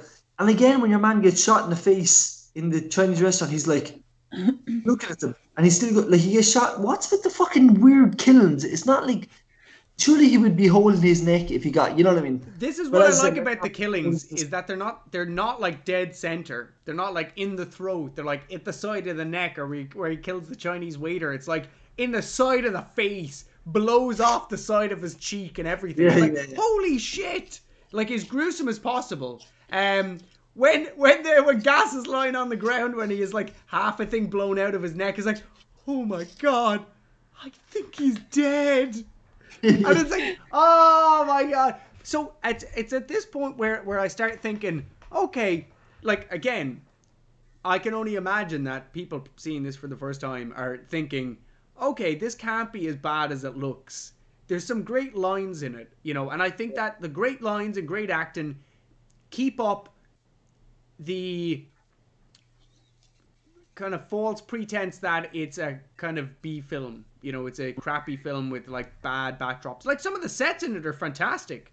Like Inside the garden. as a movie as a whole, like all the fucking, like you can see, even though some parts don't look great, like you can see where the money went into it, 100%. Yeah, and like they don't even have a lot of special effects. The way that they No, transition in between things is I'll be fucking back. well done. Continue reviewing. I'll be back in 10 seconds. I will count you. But I will say, like, as someone who hadn't seen it before, that there wasn't any time where I was like, "This is bad." I never thought it was bad. Like I got why the acting was the way it was. Do you know? I love the acting, and I think that Jude Law was just superb in it. I loved his Canadian accent. I liked the way he. Well, okay, to anybody that isn't American or Canadian, they would not really notice the difference straight away. And I like the way that, as a British guy, he probably knew that, and that's kind of another unexpected twist, if you will. Yeah. Until he says the word about, you don't really know, and you're like, he has a bit of an unusual American accent. Like, what is it about him? And like, he's Canadian, but like, why is he Canadian? It's a Canadian film. You find out that it's produced. Oh, okay. Yeah, that's why there's so many Canadians in it. But it's one of those things where it's like, why? Like, is this based in Canada? Like, is this happening? Is this taking place in Canada? So we get to the part then when they start driving away and obviously realize that people are starting to come after them and physically threaten their lives with fucking shotguns. Again, a nice little scene. They come to the ski resort, so they're like, Allegra Geller is friends with a man that lives up in the mountains, up in the ski resort, and his name is Carrie Vinegar, and they see this little dragon again, and they kind of give a little bit of an explanation to it. They basically say that it's because of some sort of an experiment, effectively. Yeah, but it's like totally normal. Exactly. It's like, oh, well, obviously, because, you know, the genetics are all fucked up. And, you know, it's like, wow, there's nobody around here. Oh, you know, nobody goes skiing anymore. And I think that's like a 10. There's a 10 seconds.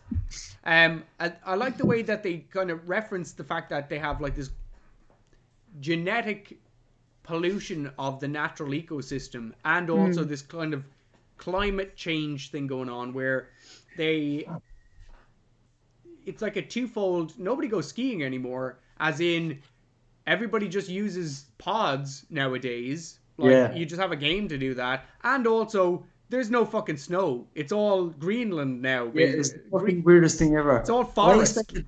Well, I was like, in my head, I was like, finally, they're going to explain why she has a fucking ski boot on her back, and they kind of did. Because she goes skiing for the rest of the movie. For the whole movie, that was annoying me. I was like, why does she have a ski boot with her? What the fuck is explain? And my worst fear was like they weren't going to explain anything, but obviously she had the fucking thing in the. It was like her carry case. It's in there. It's in there. Yeah. So. She said. All right. When they get in, it's Ian Holm. Oh, there's my man. And then his assistant that doesn't speak a word. Like, that guy doesn't say a thing. That guy had the easiest paycheck in the whole movie. I get to stand next to Ian Holm. Why not? So they're operating on some things at the moment, and then Ian Holm is like, "Oh, I've heard, you know, that people are wanting you. I hope you're okay, and I'm sure everything is fine." And she just gets to the point in terms of wanting the pod to be looked at. Get looking at my pod, operate on it, fix it. My game's in there, and then they try and do that. Actually, like operate, which I found very fucking cool, because it showed me that I was like a living organism. I was like, they're operating on it. I thought it was fucking brilliant. I like the way Jude Law turns around and goes, "It seems like you're operating on someone's pet," and he's like, "Yeah, That's all we are. I do it like glorified veterinarians. But Where do that's you what put I the like. battery? They again, this is the kind of explanation of the film itself, of the universe itself. They're showing you what's inside of the pod by not really explaining how it's built, but just showing you, just saying, okay, this is what it is. Try and make sense of that. And that's kind of the He's- film. But then he started taking out. Somebody has fried this like copper webbing. I was like, how can you fucking make out anything that's in that? And then he says to your man, spray a bit of water in that. I heard flush that out, and your man just like barely sprays a bit of water.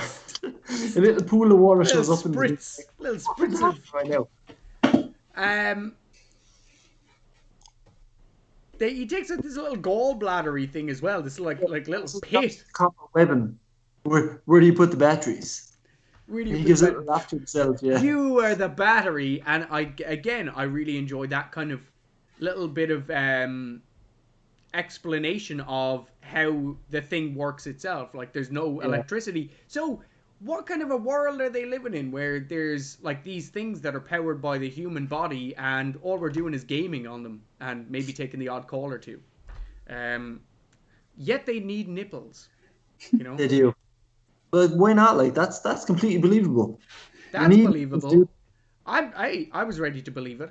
I was like, if PlayStation 6 comes out and has nipples, I'm all for that. Let's do it. I would be all over nipples on the PlayStation 5. It could be called Nipple Station. Big titties, Big Titty Station 5. Oh, okay, we're absolutely getting off track here. Okay. Right. Well, let's talk about big titties another day. So we finally get to the point where Jude Law, we're like halfway through the film. We're kind of into the second act already. I think second act is basically where they get to the ski resort. Everything has been set up. They've been chased. You know, there's an urgency in the film, and now we're into the second act. And Jude Law has had a lovely new bioport installed. I'll get you a lovely new bioport. I clean you up. And he's like, she's trying to like ease it up, like ease it in there. It's a little bit stiff. Every fucking time, like it's forget easing up, but she puts it in her mouth and wets it, and then like I'm like, actually, let's talk about the off-brand thing. Sorry, I forgot to mention. Remember the WD-40, the Canon WD-40? It was like XF60. She's like, it's cold. Oh, it's cold. But do you know the brand? The brand was XF60. It wasn't like WD-40. I have it in my house. No, but it wasn't. It wasn't WD-40 in the movie. It was an off-brand Yeah. So like the whole entire thing was like an off-brand. But yeah, like the spraying it and like sticking the So she gives it a little bit of a lick, sticks it in his back, and then twists it like it has like a little locking mechanism. Love the practical effect there. It looks like someone's back. It's fantastic. Yeah. It's obviously like this kind of rubbery, silicone-y stuff. The prosthetic type thing, yeah. Yeah, but it's the shots just make it work. That's how you do practical effects, not like. Oh, that was the best, Brandon Lee. Oh! In fairness, he did get shot in that scene, so I'll give him that. So you gotta give him. Okay, well. He didn't really have his life after that, so giving a little bit of a lick. So sticks it into his back, penetrates him, and then he starts to freak out a bit. He's like, okay, everything's gonna be okay. It's fine. Not gonna worry. And then she flicks the little nipple on the pod, and then everything starts to transition into the game. And again, they didn't need to do this like Star Trek zoom towards the camera or anything. It was like just a guy coming down the stairs, and then it turned like the camera kind of turns around, and they look different. But it was very Beatlish. You know what I'm saying? And all of a sudden, the camera turns and they're there. Yeah. They took the smart route out of doing it when he was like, "Is it always this fluid?" So they didn't need to do it. They were like. At this point, it started getting into like a drugs conversation. It was like, sometimes you can get ones that are like really quick, or sometimes you can get like a smooth, easy journey or whatever. get a rigid effect, or you can get really drastic. I'm like, interlacing cuts. yeah. So again, I like the way that they just easily transition into this whole game world, and then they enter this game shop. They're like in a game shop, and this reminds me of how game shops used to be. With the like little packets of different like off-brand games, and like everything's a bit crap. Even in this game world, there's off-brand games of the game. Like, so again, they like to keep this off-brand theme. It's like an app store, exact. Oh my god, a VR app store. Yeah. Then, but they go up and then they're like they have the mini fucking like pods, don't they? There's like a little mini, there's like a mini version of them on the stalls. With a tube of lube. He starts to walk with a little the little lip balm, small little version of it. It was a tube of lube. He starts walking, and he starts walking through this like hay stuff. It's like, it's weird. And that's why I don't know if this is actually, it feels like this should be a book or is based on a book, because the way that they try and visualize things to be like a feeling seems like a thing that they would do in a film about a book. You know, when they write a big paragraph about how the character feels when walking. In Fear and Loathing in Las Vegas, they do it visually through visual cues instead of explaining this is what the character felt. So I feel like that has to be something. I don't understand what walking through bits of purple, whatever, like, is it potpourri, like lavender? I don't know what the fuck it is, like wood chip, something. Again, you're thinking too much about it. Maybe I am. No, it definitely struck me as well as like, what is the point of that? There's something. They never talk about it again. That's it. Yeah. And again, I am a little bit biased because I feel like if another film did that, I'd be like, oh, no. But, I like the way that they kind of did that. It just gives you a feeling like, okay, this place not only looks and sounds different, but it also feels different. Like there's no carpets down there. It feels like whatever. So then they meet the Darcy Nader character. And you find out that he has something in the back for him. Oh, I think I have something in the back that might be of interest to you. I love his accent. I actually really enjoyed that accent. They comment on it in the film. So they get him into the back and they kind of work out about the world and how it works about these like NPC characters. And it doesn't matter. We're here now. There's a part in it, like, what does he say to Darcy Nader before that? Is it like, we're here now and that's all that matters? That's all that matters. That's it, like afterwards when they give the little supposition or whatever. But oh yes, that's all that matters.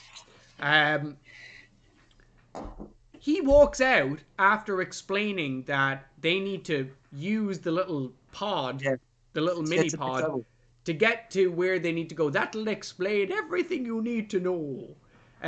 So he fucks off, but Jude Law goes, wow, that was like a really bad character. It's like, I didn't like the dialogue. It was really poorly acted. And I was like, oh my God, this is when you start getting it. I would think, where you're thinking, okay, so things in this film are a bit crap on purpose. They kind of actually explain it to you then and there. And then the characters have a little bit of a tussle. So you find out that the characters in the game have urges that they can't necessarily stop themselves from doing. So a character would need to say something in the game to advance the plot, and regardless of whether the person wants to do it, it just happens. Last game in 101, you have to do. It's like you need a password, Exactly, it's a linear game. Yeah, exactly. Like you can't just for this time period anyway, you couldn't have. But this is weird because from when 4 seconds previous that he's like, she says to him, "Oh, your character." She explains to him that your character. He's like, "Why did I say that?" It's like, it's your character, and you feel comfortable talking around this guy. Look at him. No. But then when he's trying to put the thing in her back and it sucks it in, and he goes, Hello. He automatically is like, oh no, wait, it wasn't me, it was my character. I'm I've like, literally heard about this excuse Yeah. 2 seconds ago. It was my character. I can't get like. I'm I'm gonna like, use that now. how can I use that to sexually It exploit just this slipped. lady? It slipped in. Yeah, Um, fucking weird. it just Oh, slipped Jude in Law. out of my tongue and out of my mouth and into your back Your hole. back hole. Do you think, like, when you get your ears pierced, there's like a little bit of a build up of crust? Yeah. Do you think you get that Oh. in your back? Oh, Just saying. Just saying. So they start to get jiggy with it. Na na na na na na na. Weirdest. Like, not even like, it wasn't even done well. It was like the weirdest thing ever. He was like holding her head and her back of her head. Like, It was done like a Don't- dance. It was done like a dance. which But it wasn't but it even was done like a here. It game. was like, he was going down here. And like, what are you rubbing her sides for? What the fuck Have are you you doing? have you ever played The Sims? Yeah, it's Oh like my God. two polygons interacting. Like, yeah, ooh, lovely. It's just a duvet just going like that. Yeah. Yeah. Woo, So- woo. So after, is this where they end up in the trout factory? The trout farm. This trout is farm. trout farm. Trout- Now, this is where things start to get a little bit confusing. So after they This is where. plug themselves into the game, and I love the little practical effect when the pod gets sucked into your one's back. Yeah, yeah. That was Oh. awesome. That was awesome. that It's like was- it got sucked into your back. Yeah, that grossed me out. Absolutely. That Um, was the one time I was just like, no, that's too much. I cannot look at that. Suck it into the back. Bloop. So they start getting off with each other, and then he's chopping some trout in the trout farm. Yevgeny Nourish is here. Yeah. When you say it like that, it sounds like an innuendo. When you lead in from that to the next one. So, Yevgeny it's Nourish. Yevgeny then- Nourish. No, like when you go, so they start making out and then he's dropping trout in the trout farm. And then he's in the trout farm, right? Oh, no! Is this a Sorry. trout farm, or have you pulled down your panties? I mean, you get boob talk. I have to get some innuendo in, right? Ew, trout farm. Can it be a little bit cleaner? We were like, that was bored. We were borderline sick. She just had to go above that and beyond. Nasty. Vagisil. I need a Oh my price check God. on Vagisil. Vagisil. Price check on What movie was that in? Me, myself, and Irene. That was it. Yeah. Vagisil. Price chicken Vagisil. That's a great movie. I can see like the cock after all. The big dildo. So, he's on the trout farm. He's in the middle of the game. So now you've realized that there, and again, it's not easily conveyed in the film that they're kind of like a secret agents basically at this point. They're involved in some sort of intrigue, and it isn't well explained, but I feel like that's understandable because it's a film of intrigue and mystery, and you don't really need to know what's going on. Yeah, like I took it as like the middle of the game. It's just Yeah, exactly. Like you don't really know what's happening. You still have to meet the end boss or whatever. yeah. But It doesn't. It feels like a movie you don't have to like. They don't fucking, and it's not just used because they didn't. Like they don't really have to explain everything. You just take things for the way they are. you take it for what they are, but there's a deeper explanation there But they if do. you They- want to they- have a I watch don't- into it. Yeah, Like, yeah. up until now, it's not like they haven't explained how everything works, how the characters work, how the world works, their motive. Like at the moment, they know they're trying to escape people in the real world, and now they have like this second motive, this alternate motive in the game, and it's still following very similar to the one outside of the game. So they have like this code word thing, and you can see that Jude Law tries to get in his character, where he's like, what does he say? Oh God, what does he say?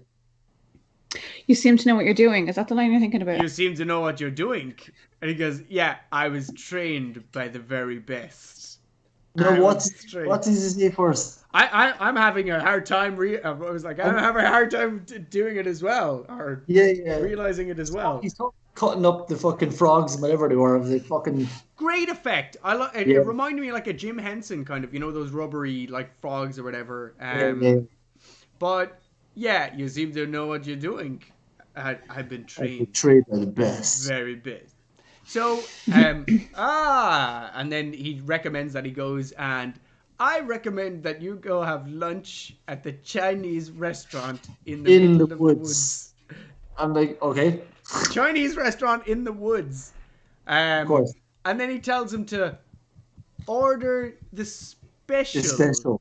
The Don't special. take no for an answer. Won't you be coming as well? No, I have something to do at lunch or whatever. He's preoccupied with He has plans already.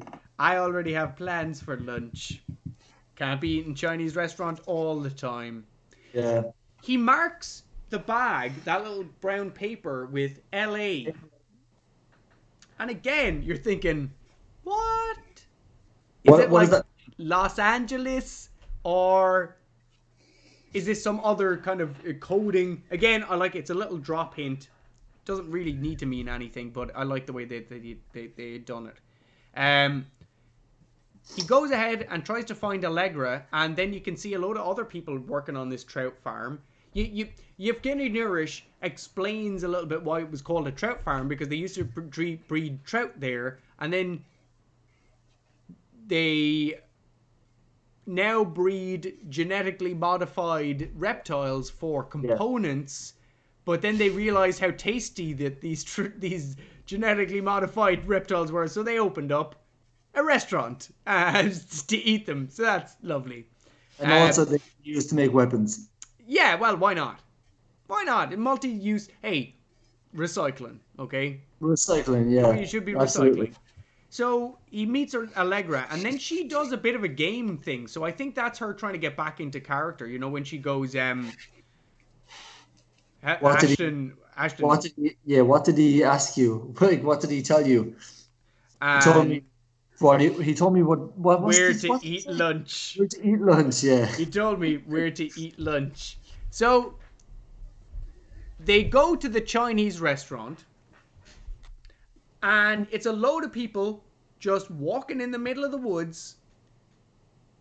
As you do. Going to this Chinese restaurant, and on the front of it, it's a big red barn, and it says Chinese restaurant. Chinese restaurant. It says Chinese restaurant in the front of it. So again, like I like the way they kind of show you the pod being operated on, and now all these messed up animals being operated on, and it gives you an understanding of how these things are put together. And again, not really too far into it. They don't need to really go overboard, but they delve into it enough that it's interesting. The Chinese waiter is the best. So he's like, so what are we all having to eat, basically? And he's like, I want the special. Oh, but the special is only for special occasion. Yeah. And he's like, but it is a special occasion. It's her birthday. Her birthday. Yeah. And then she goes. Yeah, with the chopsticks. She's like, well, a birthday is a special occasion. In that case, I will bring the special for everybody. And then they all just walk off. They completely desert the table. I love that scene. I love that guy's accent in it. Well, a birthday is a special occasion. I will be back with the special. So they have a little bit of a discussion. So Allegra and Ted Pikel have a little bit of a discussion, and he's like, I'm feeling a little bit uncomfortable. Oh no, actually before that, again, that line where he goes, I don't think you understand, Chinese waiter. I want the special. I don't think you understand, Chinese waiter. I want the special.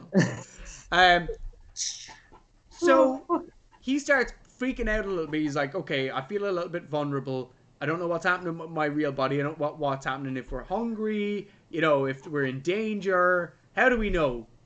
And she's like, don't worry. You'll be woken up if there's anything to worry about. And he goes, okay, how do I pause the game? And then she goes, he's like, all games can be paused. And I was like, oh, not anymore. MMOs, you can't pause an MMO, can you? You can't pause World of Warcraft. And he jumps up and shouts it eXistenZ out. is paused. But damn, I love that. That's great. And then they're back in the room, and everything's fine. And we're back in the room. And you're back in the room. And she's like twirling her toes around his umbilical cord. Fucking weird stuff. Very sexy stuff going. So he's like, okay, everything's fine. I guess it's fine to go back. Nothing happening here yet. Well, yeah, he starts like rubbing his face off chairs and stuff, and like to check if it's real. He's like, I don't know. Yeah, he's like, I don't know. It doesn't feel like it's reality. He starts to have a little bit of an existential crisis, effectively. But she calls him around. Don't worry, I'll lie on your lap, and you'll be none the wiser. I'm here to save you. Yeah. And she tries to start coaxing him with her toes. She's like, Yeah. I'm totally tripping balls right here. I don't fucking just get back over here. You're warm. Back in the Chinese restaurant, and the special is about to be served. The special is delivered, and it looks absolutely disgusting. It's shimmering and gooey. It's moving and shit. And it like, I don't want to. And like the guy's like, oh, you don't look like very hungry. Do you? Oh, I guess I'll bring it back. He's like, no, we'll eat it.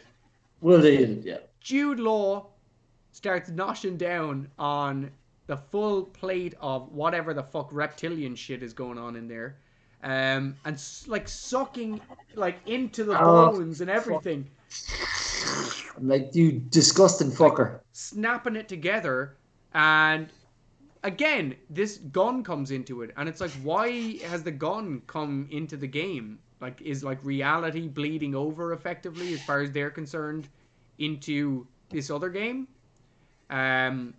What I find curious is that they were playing their roles in the previous game, but they didn't play their roles in this version of the game. They were aware in this version of the game, where in the previous, like in the main version of the game, where the movie takes place, they don't realize that they're in the game, or they're like acting like they're completely different characters. Like he's a Canadian and she's a game designer, and Ian Holmes is a really bad Eastern European man. Yeah. So that was a little bit of interest, but anyway. Moving on. He makes a gun, and then he rips a bunch of teeth out of his mouth and sticks it in the gun. Like it just, and she was like, "Did you have that bridge?" Not at all, he said. I'm like, Yeah. So did you not feel that before? Is that like a power up? You can just fucking appear in your mouth, like. Oh, yeah, I got a bridge attack. Well, like not just normal teeth, but it was like there was a gold tooth on it and stuff I as love well. that. Like, well, what a pimp! What a pimp! So then he calls the waiter over and turns around and goes, I found this in my lunch. And just Yeah. shoots him in the side of the face and takes off like half his ear. And he's like, what the? So the Chinese waiter like takes out this fucking chef axe, Yeah. butcher axe or whatever, and basically goes to swipe at him, cuts the gun. And the gun is bleeding then. But it still fucking shoots twice and cuts half his head off, like. But you see all his teeth. I love like, that. That's I was awesome. like, that's why it's kind of like called. That's why it's kind of called a sci-fi horror. But then everyone goes, But he goes, don't worry, just a bit of a problem with the bill. and then they all go back. Enjoy your lunch and have a, what was it like? Enjoy your day and have a great lunch. And they all go back to do what they're doing. Yeah. No. So they take they kind of freak out a little bit about why the gun is there, and at this point, just before he calls over the Chinese waiter, he turns the gun and goes, "Death to the demoness Allegra Geller!" And she's like, "What are you doing, Ted Pikel?" And he's like, I'm just kidding with you. I'm just yanking your leg, yanking your chain. I don't know why I did that, he said. I'm like, I don't know. I was just, that's a bit she weird. does. Oh. So, shoots the Chinese waiter. And blam! Oh, that was a great shot. Blam! In the face. And then everybody is fine. And the dog comes along and takes away the Yeah, the blood gun. the Blood and blood, bristle gun. the gristly gun. So it's at this point then we reach Yevgeny Nerish again, and he explains that the Chinese waiter was double crossing everybody. Yeah. And that's why he had to die. So that's why he sent him to the Chinese restaurant, and that's why he had this urge to kill him. They take him out the back. Yeah. Is this where they go in? What? Go on. Sorry, keep going. I'll jump in a second. This is where they come out to the fish ponds, basically. Oh yeah. You see all the cool creatures, and they're picking shit out of ponds, and they're like wispy, like centipede things. Yeah. All of that looked fantastic. And he kind of explains that he's part of the realists, and they're basically trying to kill people from what's the name of that company again? Kind of Cortitech. Names are. So to basically destroy the gaming company in this universe, in this version of the game. Yeah.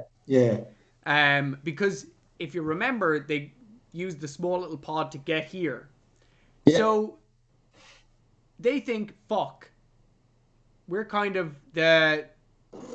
we're killing people that are kind of like us, the ones that like the games, basically. We're the realists.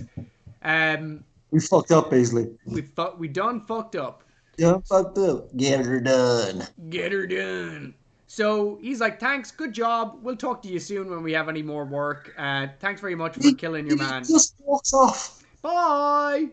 I was like, it was the quickest guy. But now looking back on it, it was a real, like, that part of the game is over. This character exits. That's the cutscene. No real reason for him to leave. We'll be in touch. So I was like, they go back to the game store, and your man is there. He's like, you shouldn't have killed the Chinese waiter. What was he called? What's his name? Now, Hugo Carlo. This is where things start to get confusing. How did they get back to the game that store? Like 20 minutes ago. Well, no, but okay, this is where it starts to get very confusing. How did they get back to the game store when they entered the game? Jamie, let's not poke holes in this thing. Right? So they're in the game when they put that thing in their back, and they go to the trout farm and the Chinese restaurant, and then they come back to the store. They walk in the front door. Well, it's a level. But they walk in the front door of the game shop, and your man's like, shouldn't have killed that Chinese restaurant guy. It's a level within a level. So this is just obviously the next level of the game. But I like that, though, because that makes no sense, but it fits in, and you only catch it like... In this world, in the world that they're in, the game, it makes perfect sense. In the game world, they've gone into a game, and then they've been in the other world. Again, it's like a little bit of an Inception thing going on. So you find out that Darcy Nader, the shop owner, was actually... He was the double agent. He was working for the realist guys. He was working for this Dynacorp place. I'm going to kind of call it Dynacorp because I can't remember the name of it. And the assistant is actually with the realist guys. And that Yevgeny Nerish was actually not part of the realists, but part of the Dynacorp place. So now everybody's literally... Antenna? No, it's not Antenna. It's... sorry, yeah. The other one. It's the other name of the place, Dynahorda Kepsi something. So he gets strangled by, what is it? One of those umbilical cord things. Yeah. And your man is like, he pulls the gun out of the thing. He's like, my dog brought me this. And you see that dog again. So he basically tells him, you done fucked up, go back to the trout farm, and you're going to have to basically kill Darcy, you're going to have to kill Yevgeny Nourish. So they go back and they go into their little pen, or Allegra Geller's pen, Yeah. and for Well, no apparent reason, is that over there? And she goes, I she believe was so. the weirdest. Yeah, it was the weirdest fucking thing ever. But she ports into this fucking disgusting, bruised-looking pod. Why does she do that? I just want to. Don't you want to port into it? He's like totally taking the piss today. Yeah, I got totally. an unnatural urge to port into this pod. So the reason you kind of find out that the reason that she ports into it is because she then has to port into all the other pods in the place to spread the disease. Yeah. But she instantly thinks, as soon as she gets disease, she's like, something's wrong. It's like, you just introduced a disease into your body. Everything is right with that. You should be in pain and getting all fucked up. Yeah. You put it into your spine, girl. Spores, dude. The spores. And yeah. Yevgeny Nourish bursts in with a fucking flamethrower. What a fucking legend. Death to realism. Oh. But you notice when he's like burning it, it doesn't even look like that big of a flame. It doesn't. He's like, yeah. But when she's like having a bit of an epileptic fit, Jude Law tries to cut like the umbilical cord, and she starts bleeding out through the cord. So he like wraps it around in his fist. He's like, no. So again, I don't know what to do. I don't know what to do. But it's like, you're in the game. Don't worry. It's okay. So, or unless you die in the game. Thought when he came in, he was going to like cauterize the wound. He was like, I'm here to save the day. What a fucking legend. I'm here to save the day. It's like, cauterized. So yeah, he comes in, and then Jude Law, or no, is it Jude Law that stabs him in the back? No, it's your one that stabs him in the back with that little knife. Yeah. And he's like, lights all the place on fire.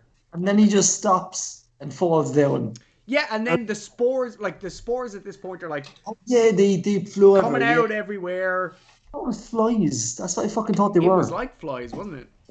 Yeah. So the spores are coming out everywhere, and then they burn to death, apparently in the game, and then they're back in the room. You're back in the room. And you're back in the room. In the back in the room. So yeah, they're perfectly fine with that. You know, they're like, wow, that was a bad experience. And then she looks down to realize that her pod is diseased, and she thinks, oh no, we brought the disease back with us.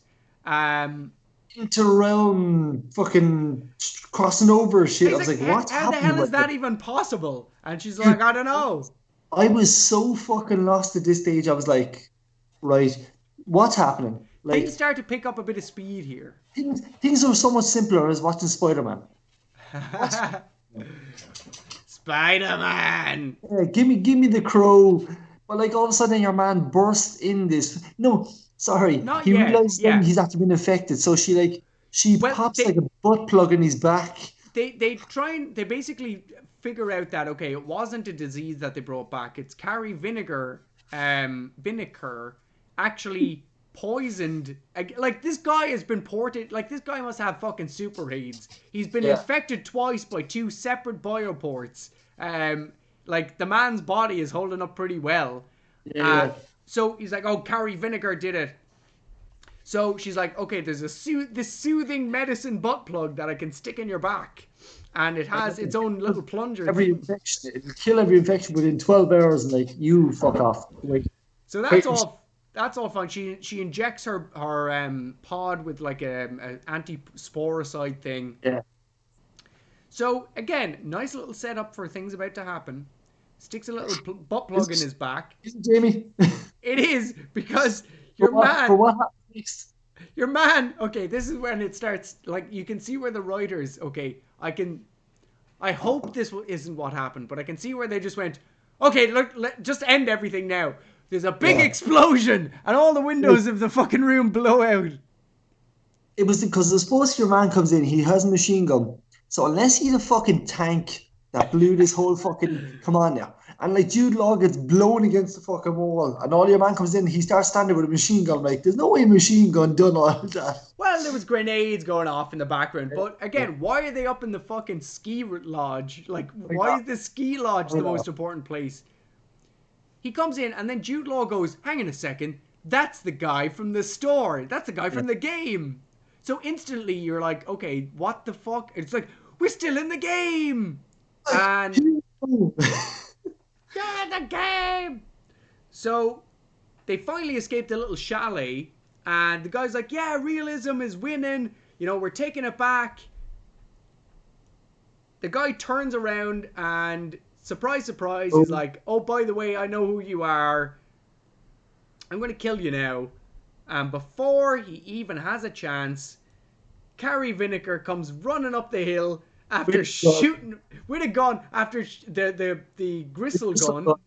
And then he turns around and goes, my dog brought me this. It's like the dog is bringing everybody this fucking gun. Shoots him and is like, you have to come to cystical cortomatics? Yeah, something like that. Cystic cortomatics. You know, come join us. I defected months ago. You know, I purposely infected your pod. It's like, you killed my pod. Oh no, just before that, the guy with the machine gun absolutely makes pieces of the pod. Just absolutely blows it away. But was like, if you want your baby back. If you want your baby back. But I was just thinking before this is a perfect example of why you should back your shit up. Like, she did not back up a thing. She was like, this is the only copy of, like, this thing that costs millions of dollars. I don't have a backup. Have a backup, people. Back your shit up. Especially if it's your game that you can literally live in. Back your shit up. So, you find out that Carrie Vinegar is after duplicating the system, and she takes the machine gun and just blows him away. So again, like, the writers are like, he's dead, and yeah, shoot him, he's gone. It was like the weirdest reaction, and then she looks at Jude Law and goes, yeah, Jude Law was like, you just killed him. I was like, yeah, but it's a game. Like, he's a game character. I don't care. He's like, but what if it isn't a game? What if it isn't a game? But even his reaction was fucking weird. Are you gonna kill me next? I'm like, yeah, what the fuck is happening right now? He kind of, he has a bit of a little bit of a mood swing, and he basically turns around and is like, I've been one of them since the very beginning. Dun, dun, dun. Well, she had this thing in her hand. I was like, yeah. Okay, what the fuck is happening right now? And she's like, surprise, you're dead. You're dead. What a 90s end to it. Surprise, you're dead. The reaction is like the whole effect where it's blown at his back. I was like, that's fucking brilliant. And then she's like, hi, did I win? I won. I love that part. He's like, death to the demoness Ted Pikel. Bam. And then she has like the headgear on her and the hand thing. So that's all of that happens within about 10 minutes, and you're like, what the fuck is happening? Where are they? Where are they? Where aren't they? And then you discover they're in all a dream. It was a dream all along. It was a game all along, and those pod things don't exist, and they're like these silicon fancy headgear VR kind of headsets or whatever. But I was like, at that moment, I was like, all the credit that I had lost or gained and lost, I was like, okay, 2 thumbs up.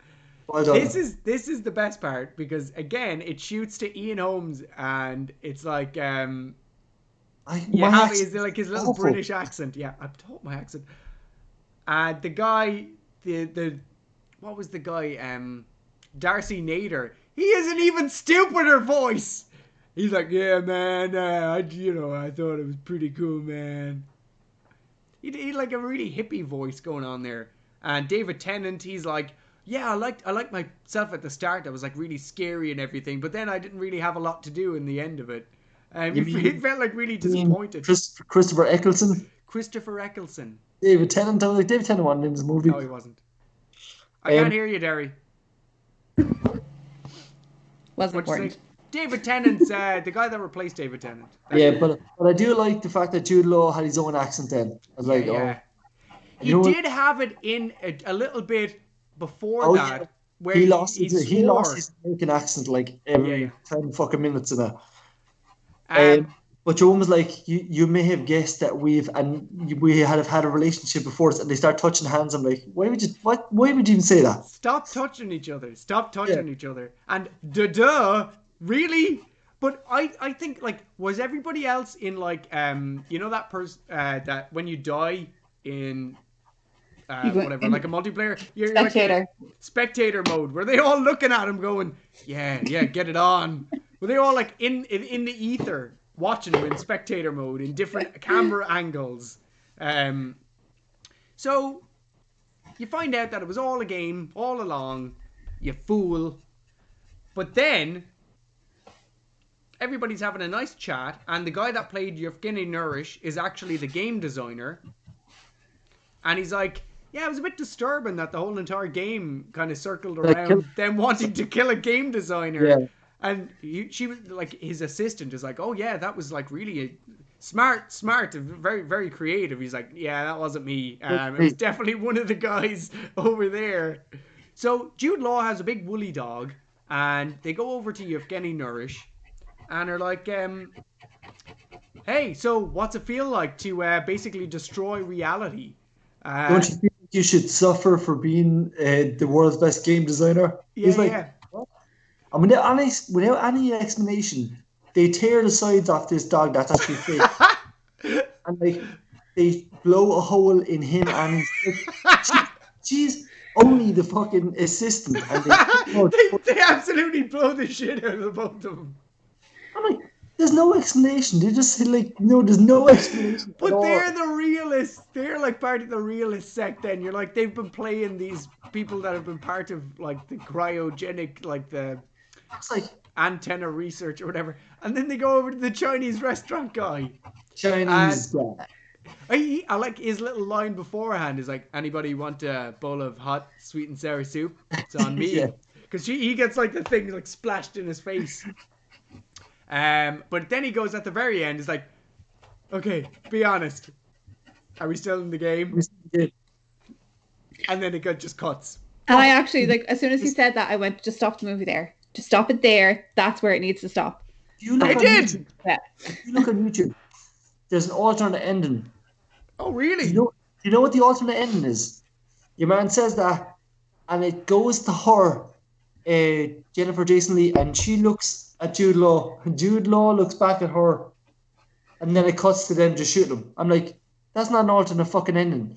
Like, that's no explanation at all. That's the same explanation you fucking got. You bastard. That was a great film. I thought that was very enjoyable. Do you know what? I enjoyed it. I enjoyed it because I didn't know anything about it. I did enjoy it. I will say I enjoyed it. It was very fucking strange, but I have to say, great concept. I didn't dislike it. Good. Yes. It was because if I came out and I was like, that was fucking shit, I would have been pissed off. But I was like, it's a movie I would definitely fucking watch again. Now that I know more about it, now that I know what the fuck is going on. I think I'd enjoy it a little bit more. Which is weird to say. Exactly. It really is worth a second watch, to be honest with you. Okay. And knowing that the hokey acting throughout the whole entire thing is kind of on purpose, you're like you get into the film a little bit more, and it takes you through enough twists and turns, leaves you a little bit spinning at the end, but in the jest of things, like it is a little bit cheesy at the end, like the chalet blowing up and everything. Still don't like the fact, and I hate movies that do that. We'll leave it up to you to decide where they're in the game. Yeah. You fucking tell me. Fuck you, writer David, whatever his name is, Cronenberg. But I like the way, because if you're going to have a story like that, where it's like, are you in the game or you're not in the game? You kind of have to leave it up to our interpretation. You have to have that sort of, especially when it's an existential question like that. That's a perfect... Existential? Yeah, pun intended. Oh. But you kind of need to have that where you make the viewer question themselves. Yeah, you want them coming out of the movie theater being like, are we in the game? Are they in the game? Yeah, like Inception pulled that off really well as well, where there was massive hype over whether it ended in dream or not dream. Yeah. Dreidel. You know? So I think that this film did that in a quicker, simpler, easier to digest way in a lot of ways. And I think its only downside is being too relaxed throughout the whole movie and then ramping too quickly up to trying to explain itself at the end. Yeah, pacing really annoyed me. Yeah, the pacing it was very slow, and if you think about it, not a lot happens. They go from one place to the gas station to the ski resort, and then they're in the game. They go from there to the trout farm, back to the game place, and then they're back in the chalet, and then they're back in the chapel. My thoughts on it afterwards, it could be done on stage. You actually said Outer Limits, but my initial thoughts after I watched it was that whole thing could have been condensed into a Tales from the Crypt episode. And that's exactly what I thought of it afterwards. Could be, yeah. And I think, you know what, Darren, I think that would be a great stage. You could definitely do that in stage. Absolutely. We'll call Erwin eXistenZ. Capital E, capital E. Capital T, capital E. Called, yeah. So I'm going to give that 9 fleshy pods. Of course you are. 9.5 fleshy pods out of 10 fleshy pods. Derry, how many pods are you giving it? You're not going to like this. How many pink phones are you giving it out of 10? Pink phones. I didn't like the pacing. I thought the premise was amazing. I didn't think it lived up to its potential. And I thought it just was way too long for the story that it told. So 5. 5 pink phones. 5? I thought I was going to give it a 4. 5. Oh. Yeah. Oh, why are you going to give it a 4? Are you going to really trash Derry's? How many Jude Laws out of 10 are you going to give it, Darren? I'm going to give it a 6. I'm going to give it a 7. You're only doing that for me, Darren. No. If I didn't enjoy it, if I actually didn't enjoy it, I would give it a fucking real low number. Everything she said, that Derry said, was correct. It was too long for the story that I told. It could have been.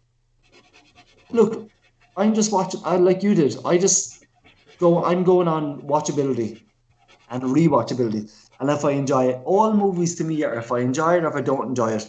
And I actually enjoyed the movie. I thoroughly enjoyed it. But and especially what I said to you is, the whole movie I was like, why are they acting? Like, it answered all my questions. Are they in the fucking game or not in the game? That's the only thing. That's the only reason I'm taking points off it.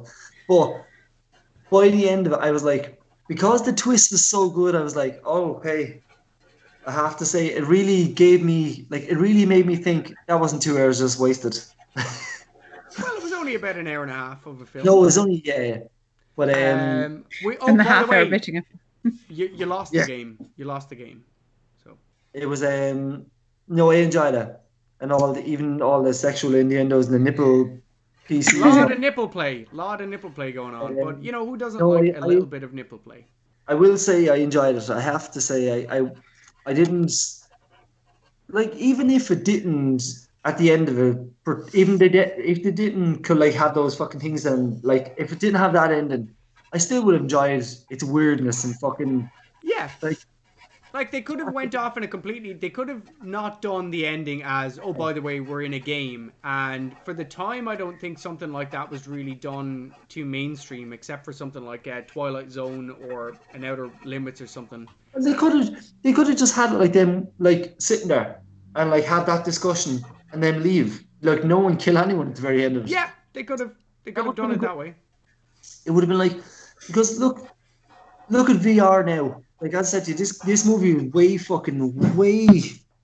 beyond its years, and obviously then The Matrix came out, but this movie was fucking so good for its time. And I said, look, man, I will definitely talk about this movie again. I will definitely fucking tell people about it, because I think it's a movie that deserves to be watched. If you haven't seen it, I think it fucking deserves a look.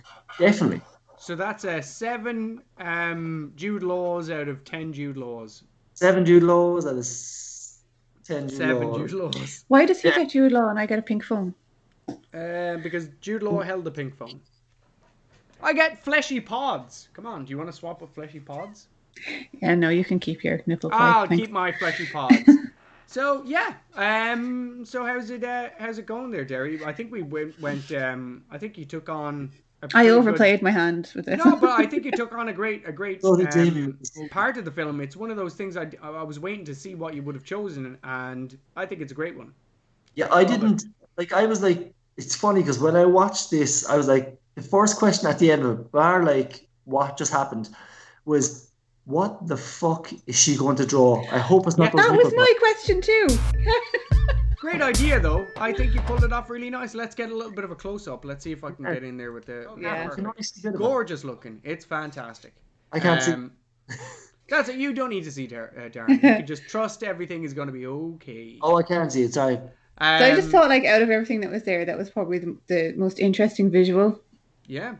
Yeah. I'm loving it. unusually. And then this stuff was all like, I wanted to the curves of the pod and all that kind of stuff. That was the only other element I could really bring into it. So But that looks fantastic. So yeah. Thanks everybody for joining. I'm not going to have the movie play. So it was done by Dimension Films. But thanks very much for joining us again this week. We'll be back next week with another film. So it's bye from me, bye from me, and it's bye from them. bye from him. Bye.